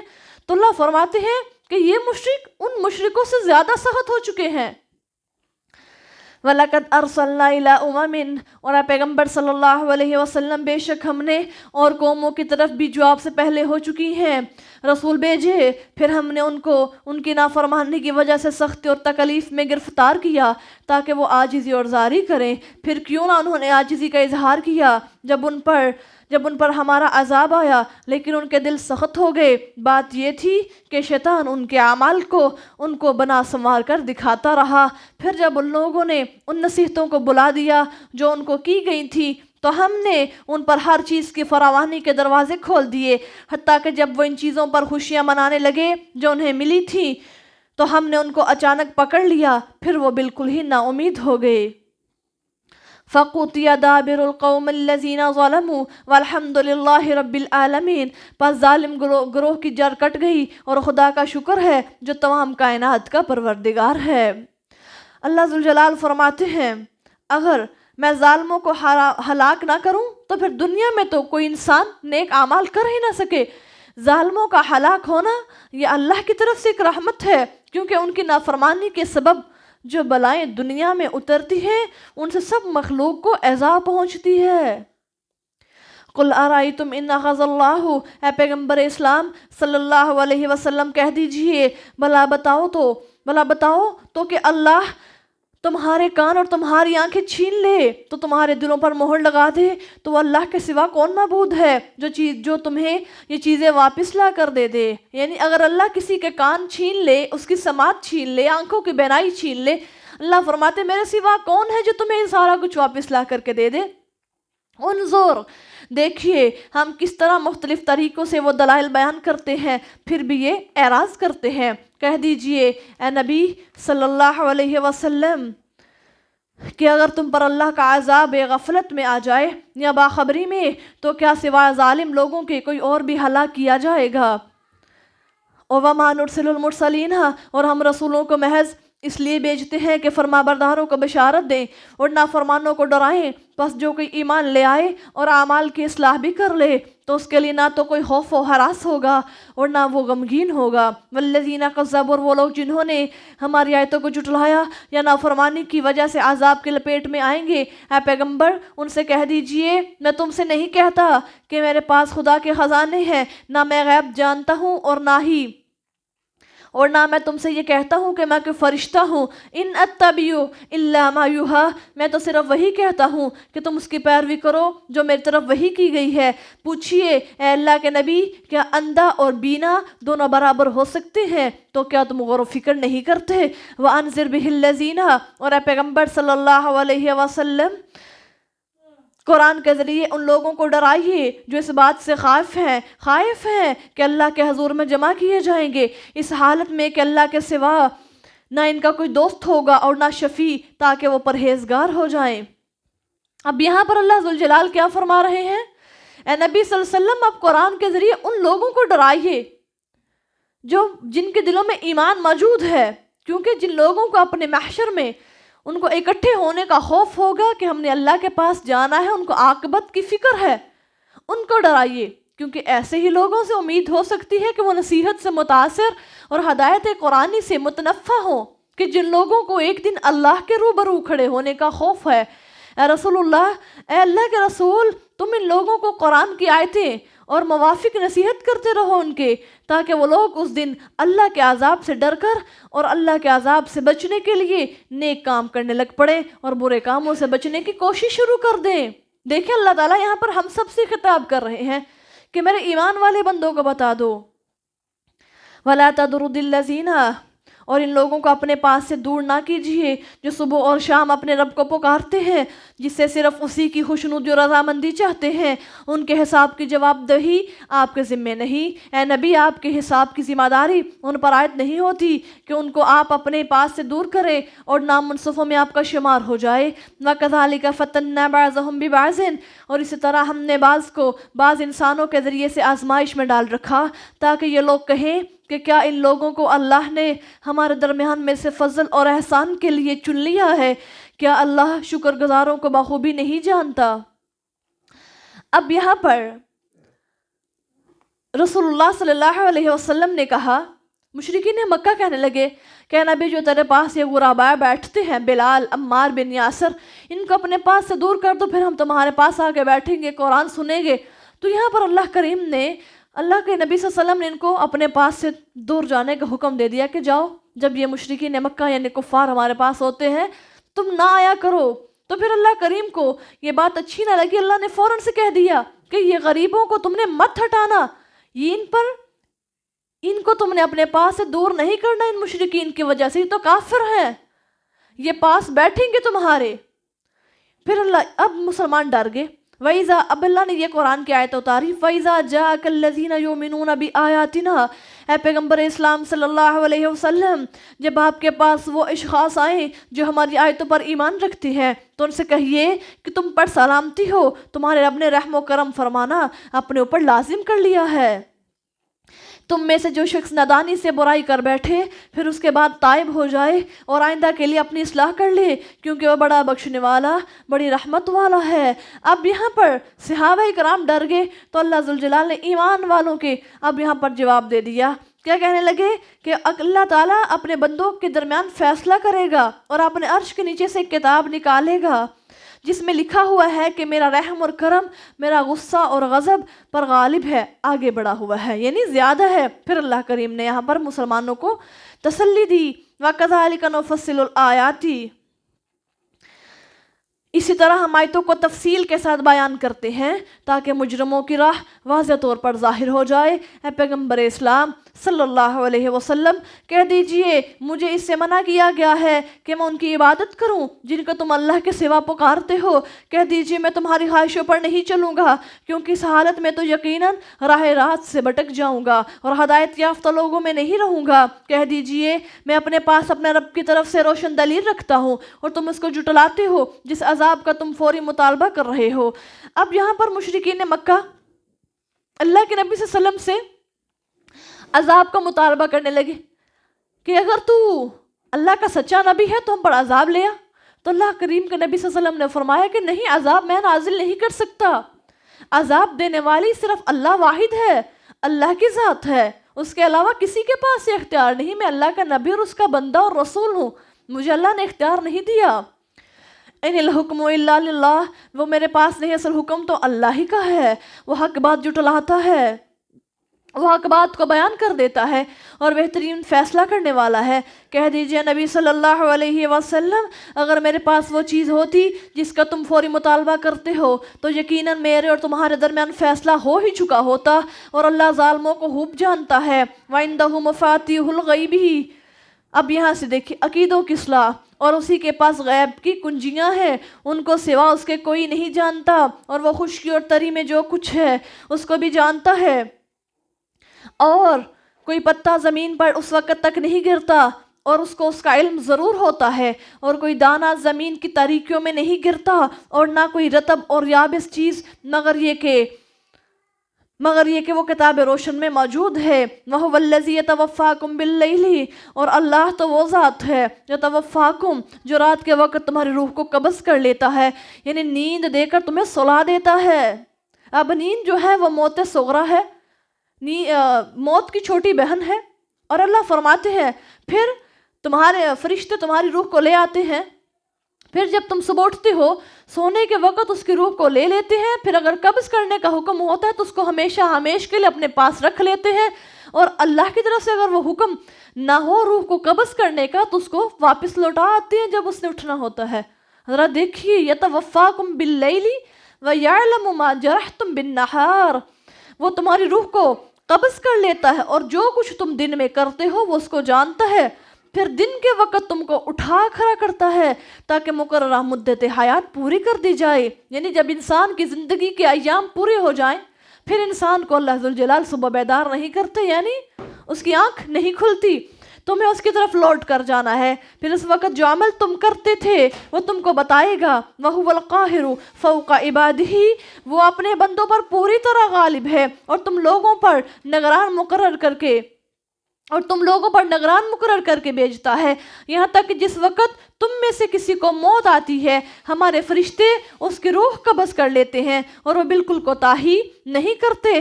اللہ فرماتے ہیں وَهُمْ لَا يُفَرِّطُونَ، یعنی وہ بالکل کمی کوتاہی نہیں کرتے. اللہ کہتے ہیں جب حکم ہوتا ہے فرشتے جو ملک الموت ہے وہ اسی وقت جا کر کے اس کی روح کو قبض کر کے آ جاتے ہیں، ایک سیکنڈ کا بھی وہ آگا پیچھا نہیں ہونے دیتے. ثُمَّ رُدُّوا إِلَى اللَّهِ، پھر وہ اپنے سچے مالک کے حضور میں لائے جائیں گے. سن رکھو حکم اسی اللہ کا ہے، وہ سب سے جلد حساب لینے والا ہے. پوچھئے کون ہے جو تمہیں خشکی اور تاریکیوں سے نجات دیتا ہے؟ تم اس کو گڑ گڑا کر اور چپ کے پکارتے ہو اور کہتے ہو کہ اگر ہم کو اس مصیبت سے اللہ بچا لے تو البتہ ہم ضرور شکر گزار ہوں گے. قُلِ اللَّهُ يُنْجِيكُم مِّنْهَا، کہہ دیجئے اے نبی صلی اللہ علیہ وسلم کہ اللہ ہی تم کو اس سے نجات دیتا ہے اور ہر بے چینی سے بھی، پھر بھی اس کے ساتھ تم شریک ٹھہراتے ہو. یعنی جب تم پر مشکل وقت آتا ہے تو اللہ ہی تمہیں اس مشکل وقت سے نکالتا ہے. ان مشکل ایام میں، مشکل وقت میں تم اللہ کو تو پکارتے ہو، لیکن جب تمہارے پر دن کی آسانیاں پیدا ہو جاتی ہے، کوئی آسان وقت آ جاتا ہے، وہ مشکل دور ہو جاتی ہے، تو پھر تم اللہ کو بھول جاتے ہو، اللہ کو چھوڑ کر تم پھر غیر اللہ کی طرف رخ کر لیتے ہو. قُلْ هُوَ الْقَادِرُ، کہہ دیجئے کہ وہ اس پر قادر ہے کہ تمہارے اوپر سے یا تمہارے پاؤں تلے سے تمہارے لیے عذاب بھیج دے، یا تم کو گروہ بنا دے اور تم میں سے بعض کو بعض کی لڑائی کا مزہ چکھا دے. دیکھیے ہم کس طرح جو ہے پہلوؤں سے ہم پھیر کر آیتیں بیان کرتے ہیں تاکہ وہ لوگ سمجھ جائیں. وَكَذَّبَ بِهِ قَوْمُكَ وَهُوَ الْحَقُّ، اور آپ کی قوم نے اس قرآن کی تکذیب کی حالانکہ وہ صدق اور راستی ہے. کہہ دیجئے نبی صلی اللہ علیہ وسلم کہ میں کوئی تمہارا اجارہ دار نہیں، یعنی میں تم پر کوئی وکیل اور دروغہ بن کے نہیں آیا. میرا کام تو بس تمہیں بتا دینا ہے. لِكُلِّ نَبَإٍ مُسْتَقَرٌّ وَسَوْفَ تَعْلَمُونَ، ہر خبر کے لیے ایک مقررہ وقت ہے، تم جلدی ہی وہ حقیقت بھی جان لو گے. اور جب تم ان لوگوں کو دیکھو جو ہماری آیتوں میں عیب جوئی کر رہے ہیں تو ان سے کنارہ کش ہو جاؤ یہاں تک کہ وہ کسی دوسری بات میں بحث کرنے لگے. اور اگر شیطان تم کو بلا دے تو یاد آنے کے بعد پھر ایسے ظالموں کے ساتھ نہ بیٹھو. وَمَا عَلَى الَّذِينَ يَتَّقُونَ مِنْ حِسَابِهِمْ، اور وہ لوگ جو اللہ سے ڈرتے ہیں ان کی طرف سے کسی بات کے جواب دہ نہیں، ہاں ان کے ذمہ نصیحت کر دینا ہے تاکہ وہ بھی اللہ سے ڈرنے لگیں. یعنی جو لوگ دین الہی کا مذاق اڑائیں، تان اور استہزاء اور ناحق کی نکتہ چینی میں مشغول ہو کر اپنے کو مستحق عذاب بنا رہے ہیں، تم ان سے میل جول نہ رکھو، تم بھی ان کے زمرہ میں داخل ہو جاؤ گے اور مورد عذاب بن جاؤ گے. اللہ فرماتے ہیں تم نے ان سے جدا رہنا ہے. وَذَرِ الَّذِينَ اتَّخَذُوا دِينَهُمْ، اور ان لوگوں کو چھوڑ دیجئے جنہوں نے اپنے دین کو کھیل تماشا سمجھ رکھا ہے اور دنیا کی زندگی نے انہیں دھوکے میں ڈال دیا. اور قرآن کے ذریعے سے نصیحت کرتے رہیے، ایسا نہ ہو کہ کوئی نفس اپنے اعمال کی وجہ سے ہلاک میں پھنس جائے، کہ اس لیے اللہ کے سوا نہ کوئی مددگار ہے اور نہ کوئی سفارشی ہے، اور اگر وہ ہر طرح کا معاوضہ بھی دے دے تو بھی اس سے نہ لیا جائے گا. یہ وہ لوگ ہیں جو اپنے اعمال کی وجہ سے ہلاکت میں پڑ گئے، ان کے لیے کھولتا ہوا پانی پینے کو ہوگا اور دردناک عذاب ہوگا کیونکہ وہ کفر اور انکار کرتے تھے. استغفر اللہ.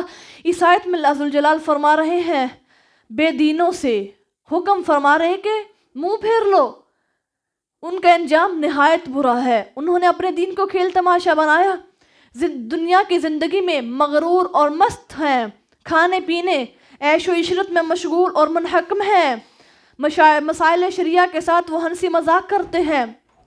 اللہ اکبر. قُلْ أَنَا مِن دُونِ اللَّهِ، کہہ دیجئے نبی صلی اللہ علیہ وسلم ان لوگوں سے کہہ دیجئے کہ کیا ہم اللہ کو چھوڑ کر ان کو پکاریں جو نہ ہمیں فائدہ پہنچا سکتے ہیں اور نہ نقصان پہنچا سکتے ہیں، اور اس کے بعد کہ اللہ اس کے بعد کہ اللہ ہمیں اللہ سیدھی راہ دکھا چکا ہے، کیا پھر ہم الٹے پاؤں پھر جائیں، یا اس شخص کی طرح جس کو شیطان نے جنگل میں گمراہ کر کے حیران کی حالت میں چھوڑ دیا ہو۔ اس کے ساتھی بھی ہیں کہ اس کو سیدھی راہ کی طرف بلا رہے ہیں کہ ہمارے پاس چلے آؤ، کہہ دیجئے کہ یقیناً اللہ کی رہنمائی ہی اصل ہدایت ہے، اور ہم کو حکم دیا گیا ہے کہ ہم پروردگار کے فرما بردار بن جائیں۔ وَأَنْ أَقِيمُوا الصَّلَاةَ، اور یہ کہ ہمیں حکم دیا گیا ہے کہ نماز قائم کرو اور خدا سے ڈرو، اور وہی ذات ہے جن کے حضور تم جمع کیے جاؤ گے، اور وہی ہے کہ جس نے آسمانوں کو اور زمین کو حق کے ساتھ پیدا کیا، اور جس دن وہ جس دن حشر کو کہے گا کہ برپا ہو تو ہو جائے گا برپا، اس کا فرمان حق ہے، اور اس دن اس کی بادشاہی ہوگی، جس دن کے سور پھونکا جائے گا، وہ غالب ہے، اور وہ غائب اور حاضر کی باتوں کو جاننے والا ہے، اور وہی حکمت والا اور آگاہی والا ہے۔ بے شک وَإِذْ قَالَ إِبْرَاهِيمُ، اور یاد کرو جب ابراہیم نے اپنے باپ آزر سے کہا کہ کیا تو بتوں کو معبود قرار دیتا ہے، بے شک میں تجھ کو اور تیری قوم کو سری گمراہی میں دیکھتا ہوں۔ اس طرح ہم نے ابراہیم کو آسمان و زمین کی بادشاہت دکھائی، اور زمین کی بھی، تاکہ وہ یقین رکھنے والوں میں سے ہو جائیں۔ فَلَمَّا جَنَّ عَلَيْهِ اللَّيْلُ رَأَىٰ كَوْكَبًا، تو جب ان پر رات کی تاریکی چھا گئی تو انہوں نے ستارہ دیکھا، کہنے لگے کہ یہ میرا رب ہے۔ پھر جب وہ غروب ہو گیا تو کہنے لگے کہ وہ غروب ہو جانے والا ہے، میں اس کو پسند نہیں کرتا۔ فَلَمَّا رَأَى الْقَمَرَ بَازِغًا، پھر جب انہوں نے ایک چاند کو چمکتا ہوا دیکھا تو کہنے لگے کہ ہَذَا رَبِّی، یہ میرا رب ہے۔ جب وہ بھی غائب ہو گیا تو فرمانے لگے کہ اگر میرا پروردگار میری رہنمائی نہ کرتا تو میں یقیناً گمراہ لوگوں میں سے ہو جاتا۔ پھر جب انہوں نے سورج کو چمکتا ہوا دیکھا تو فرمایا یہ میرا رب ہے، یہ سب سے بڑا ہے۔ پھر جب وہ بھی غروب ہو گیا تو فرمانے لگے اے میری قوم، بلا شبہ میں تمہارے شرک سے بیزار ہوں۔ کہنے لگے جو طلوع ہو کے غائب ہو جائے میں اس کو رب نہیں مانتا، میرا رب تو وہ ہے جو ہمیشہ سے ہے اور ہمیشہ رہے گا، جس کو نہ تو کوئی زوال ہے، اس کو ہمیشہ سے عروج حاصل ہے۔ انی وجہت وجہی للذی فطر السماوات والارض حنیفا وما انا من المشرکین، اور یہ پکار اٹھے میں نے اپنا رخ اس ذات کی طرف کر لیا ہے جس نے آسمانوں کو اور زمین کو پیدا کیا، میں حق پسند ہوں اور میں مشرکوں میں سے نہیں ہوں۔ اب یہاں پر ذرا دیکھیے، حضرت ابراہیم علیہ السلام اللہ کے نبی ہیں، اللہ ذوالجلال نے لقب خلیل اللہ عطا فرمایا، اور باپ آزر ہیں، بت تراش ہیں، بتوں کو تراشا کرتے ہیں، اور کیا کہنے لگے بت تراش ہیں۔ جب بتوں کو تراشتے تو ابراہیم علیہ السلام نے کہا اے بابا آپ ان بتوں کو بند کر دیں تراشنا۔ وہ بت تراشتے، بت بنا بنا کے بیچا کرتے تھے بنی اسرائیل کے بازاروں میں۔ تو اللہ ذوالجلال نے ابراہیم کو جو ہے نبوت عطا فرمائی، حکمت عطا فرمائی اور دانائی کا علم عطا فرمایا۔ تو ابراہیم علیہ السلام نے کہا آج جب کل قیامت کا روز ہوگا، اللہ ذوالجلال فرمائیں گے باپ نہ مانا، کل قیامت کا روز ہوگا، حشر کے میدان میں سب اکٹھے ہوں گے، ابراہیم علیہ السلام کے باپ کو اللہ تعالیٰ جہنم میں ڈالنے لگیں گے۔ تو ابراہیم کہیں گے اے اللہ تو نے مجھ سے وعدہ کیا ہے کہ تو مجھ کو اس روز ذلیل و خوار نہیں کرے گا، جس دن کہ تو لوگوں کو اٹھائے گا، بس اس سے زیادہ اور ذلت کی بات کون سی ہے کہ میرا باپ اللہ کی رحمت سے دور رہے۔ اللہ فرمائے گا میں نے جنت کو کافروں پر حرام کر رکھا ہے۔ پھر ابراہیم علیہ السلام سے کہا جائے گا کہ تم اپنے پاؤں کی جانب دیکھو، جو چیز تمہارے پاؤں کے نیچے ہے۔ ابراہیم علیہ السلام اپنے پاؤں کی طرف دیکھیں گے تو آزر بجو کی صورت میں ہوگا جو مٹی اور گوبر میں لتھڑا ہوا ہوگا، آخر اس کے پاؤں پکڑ کر دوزخ میں ڈال دیا جائے گا۔ استغفر اللہ۔ یہ ابراہیم ہے اور ان کے باپ جہنم میں جائیں گے۔ دیکھیں جب اولاد نیک ہو جائے اور باپ جو ہے وہ نہ مانے، پھر اللہ ذوالجلال نے باپ ابراہیم نبی، ان کی آل سے ہارون پیدا ہوئے، داؤد، موسیٰ آئے، اتنے نبی آئے، یعقوب آئے، پھر یوسف آئے، اتنے نبی آئے، لیکن ان کے باپ جہنم میں جانے والے ہیں۔ کہنے لگے میں نے اپنا روح اس ذات کی طرف کر لیا جس نے آسمانوں کو اور زمین کو پیدا کیا، میں حق پسند ہوں اور میں مشرکوں میں سے نہیں ہوں۔ وحاجہ قومہ، اور ان کی قوم نے ان کے ساتھ بحث و مباحثہ کیا، انہوں نے فرمایا کیا تم مجھ سے اللہ کے بارے میں بحث و مباحثہ کرتے ہو، حالانکہ اللہ نے مجھے ہدایت بخشی ہے، اور میں تو ان سے جن کو تم شریک خدا مانتے ہو مطمئن نہیں ڈرتا، ان سے میں مطلق نہیں ڈرتا، لیکن ہاں میرا خدا ہی کچھ نقصان پہنچانا چاہے تو دوسری بات ہے۔ میرے رب نے ہر چیز کو اپنے علم کی روح سے گھیر رکھا ہے، تو کیا تم نصیحت حاصل نہیں کرتے؟ کہنے لگے کہ نقصان پہنچانے کی ذات اگر ہے تو وہ اللہ ہے، اگر اللہ نفع دینا چاہے دنیا زور لگا دے تو کوئی نقصان پہنچا سکتا نہیں، نقصان پہنچا سکتا، میرے اللہ کے علم میں ہر چیز ہے۔ وَكَيْفَ أَخَافُ، اور بلا میں کس طرح ان سے ڈروں جن کو تم شریک خدا ٹھہراتے ہو، حالانکہ تم اس بات سے نہیں ڈرتے، تم اللہ کے ساتھ ان ہستیوں کو شریک قرار دیتے ہو جن کے اللہ نے تمہارے لیے کوئی دلیل نازل نہیں کی۔ تو بتاؤ دونوں فریقوں میں سے زیادہ کون امن کا حقدار ہے اگر تمہیں واقعی کسی چیز کا علم ہے؟ وہ لوگ جو ایمان لاتے ہیں اور اپنے ایمانوں کو شرک سے آلودہ نہیں کرتے، اولئک لہم الامن وہم مہتدون، انہی کے لیے امن ہے اور یہی صحیح راستے پر ہیں۔ وتلک حجتنا، اور یہ ہماری دلیل ہے جو ہم نے ابراہیم کو اس کی قوم کے مقابلے پر دی تھی، ہم جس کے چاہتے ہیں رتبے بڑھا دیتے ہیں، اور بے شک آپ کا رب بڑی حکمت اور بڑے علم والا ہے۔ وَوَهَبْنَا لَهُ إِسْحَاقَ وَيَعْقُوبَ، اور ہم نے انہیں اسحاق اور یعقوب بخشے، ان سب کو ہم نے راہ ہدایت دکھائی، اور اس سے پہلے نوح کو بھی راہ ہدایت دکھا چکے ہیں، اور ابراہیم کو اور ابراہیم کی اولاد میں سے داؤد، سلیمان، ایوب، یوسف، موسیٰ اور ہارون کو بھی راہ ہدایت دکھائی، اور اسی طرح ہم نیکوکاروں کو جزا دیا کرتے ہیں۔ وَزَكَرِيَّا وَيَحْيَا وَعِيسَىٰ، زکریا، یحییٰ، عیسیٰ اور الیاس کو کہ سب نیکوکاروں میں سے تھے، اور اسی طرح اسماعیل، الیسع، یونس اور لوط کو، اور ان سب کو ہم نے اہل جہاں پر فضیلت دے رکھی ہے، اور ان کے پاؤں اور ان کے آباء و اجداد اور ان کی اولاد اور ان کے بھائیوں میں سے بعض کو، اور ان سب کو ہم نے برگزیدہ کیا اور انہیں صراط مستقیم پر چلا دیا۔ یہ ہے اللہ کی ہدایت، وہ اپنے بندوں میں سے جس کو چاہتا ہے ہدایت کی راہ دکھا دیتا ہے، اور یہ لوگ بھی اللہ کے ساتھ کسی کو شریک نہیں ٹھہراتے، اگر ٹھہرا دیں تو ان کے تمام اعمال ضائع ہو جائیں گے۔ اللہ فرماتے ہیں وہ لوگ بڑے نیک اعمال کرتے ہیں، لیکن اگر وہ میرے ساتھ شریک ٹھہرانے لگ پڑے تو ان کے میں سارے اعمال ضائع کر دوں۔ اولئک الذین آتیناہم الکتاب والحکم والنبوۃ، یہ وہ لوگ ہیں جن کو ہم نے کتاب و حکمت اور نبوت دی تھی، پھر اگر یہ لوگ ان باتوں کو نہ مانیں تو ہم نے اس کے لیے ایک گروہ ایسا مقرر کر رکھا ہے جو ان باتوں کا منکر نہیں ہے۔ اولئک الذین ھدی اللہ فبہداہ مقتدی، یہ وہ لوگ ہیں جن کو اللہ نے ہدایت سے بہرہ مند کیا ہے۔ آپ بھی اے پیغمبر اسلام صلی اللہ علیہ وسلم انہی لوگوں کی راہ اختیار کیجئے۔ قرآن سنانے پر میں تم سے کوئی معاوضہ نہیں لیتا، یہ تو تمام جہان کے لیے محض ایک نصیحت ہے۔ وما قدر اللہ حق قدرہ، اور یہودیوں نے اللہ کی جیسی قدر کرنے کا حق تھا ویسی قدر نہ کی، جبکہ انہوں نے یہ کہہ دیا کہ اللہ نے کسی انسان پر کوئی چیز نازل نہیں کی۔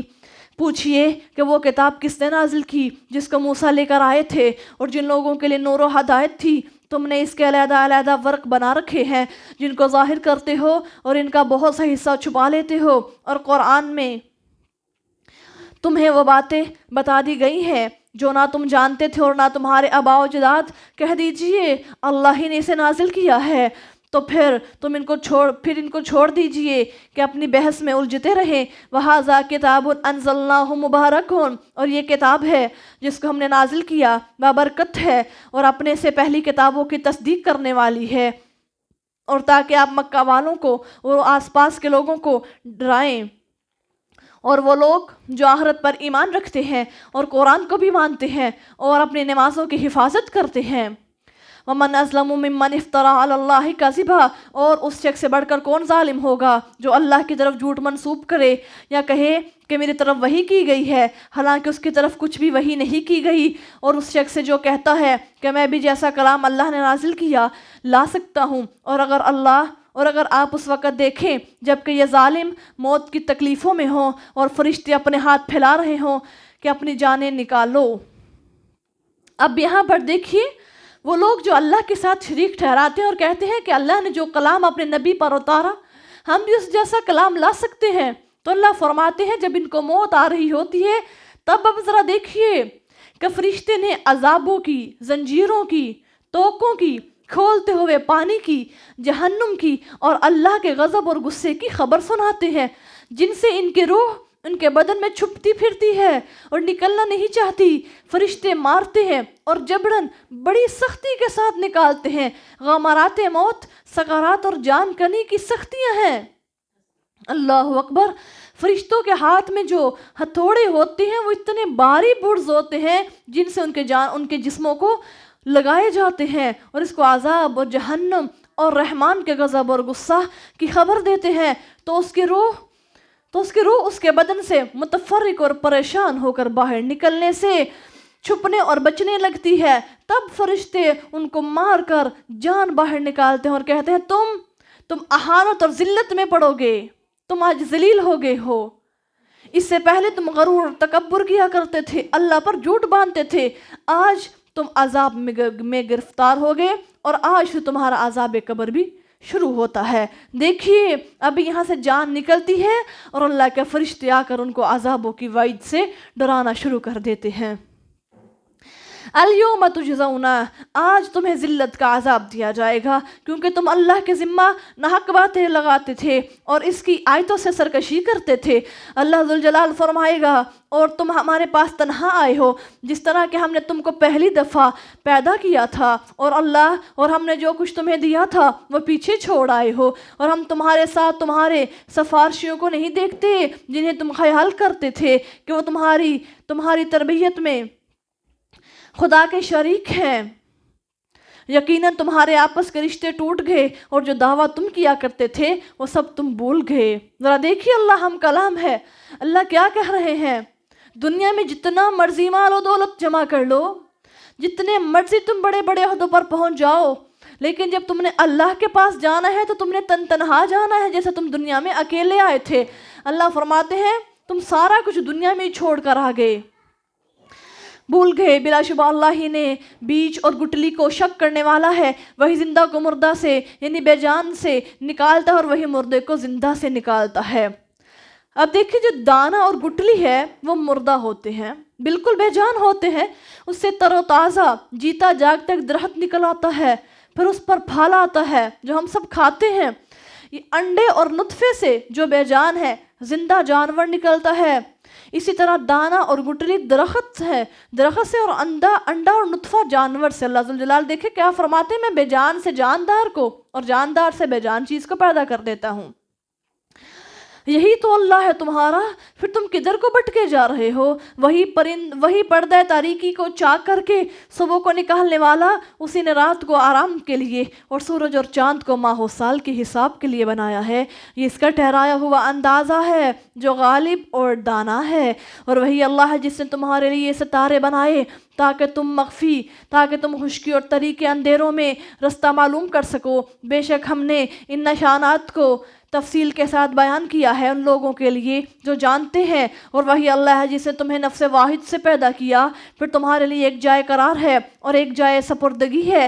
بلا شبہ وہ لوگ جو سمجھ رکھتے ہیں ان کے لیے ہم نے اپنی نشانیوں کو تفصیل کے ساتھ بیان کر دیا ہے۔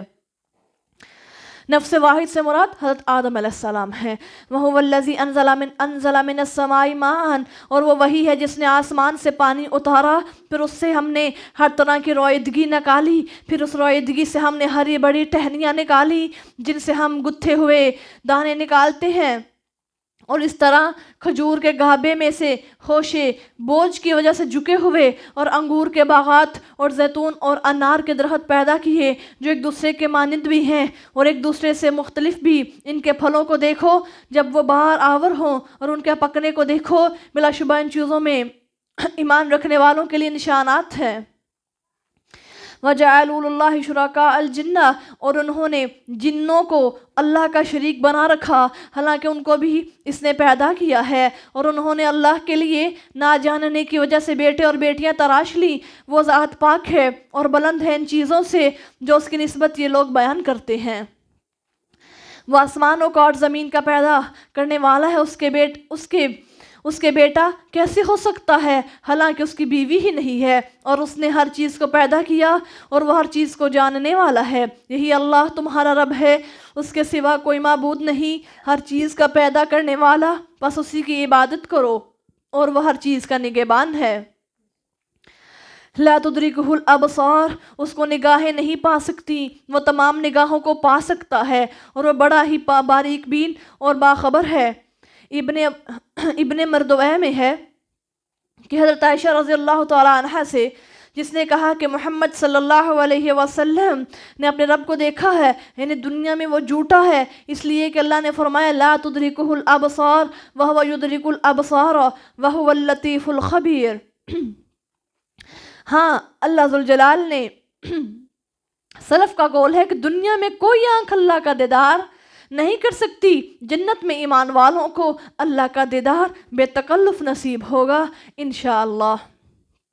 قد جاءکم بصائر من ربکم، تمہارے رب کی طرف سے تمہارے پاس روشن دلائل آ چکے ہیں، سو جو شخص دیکھ لے گا اس کا اپنا فائدہ ہے، اور جو شخص اندھا رہے گا اس کا اپنا ہی نقصان ہے، اور میں تمہارا کچھ پاسبان تو نہیں ہوں۔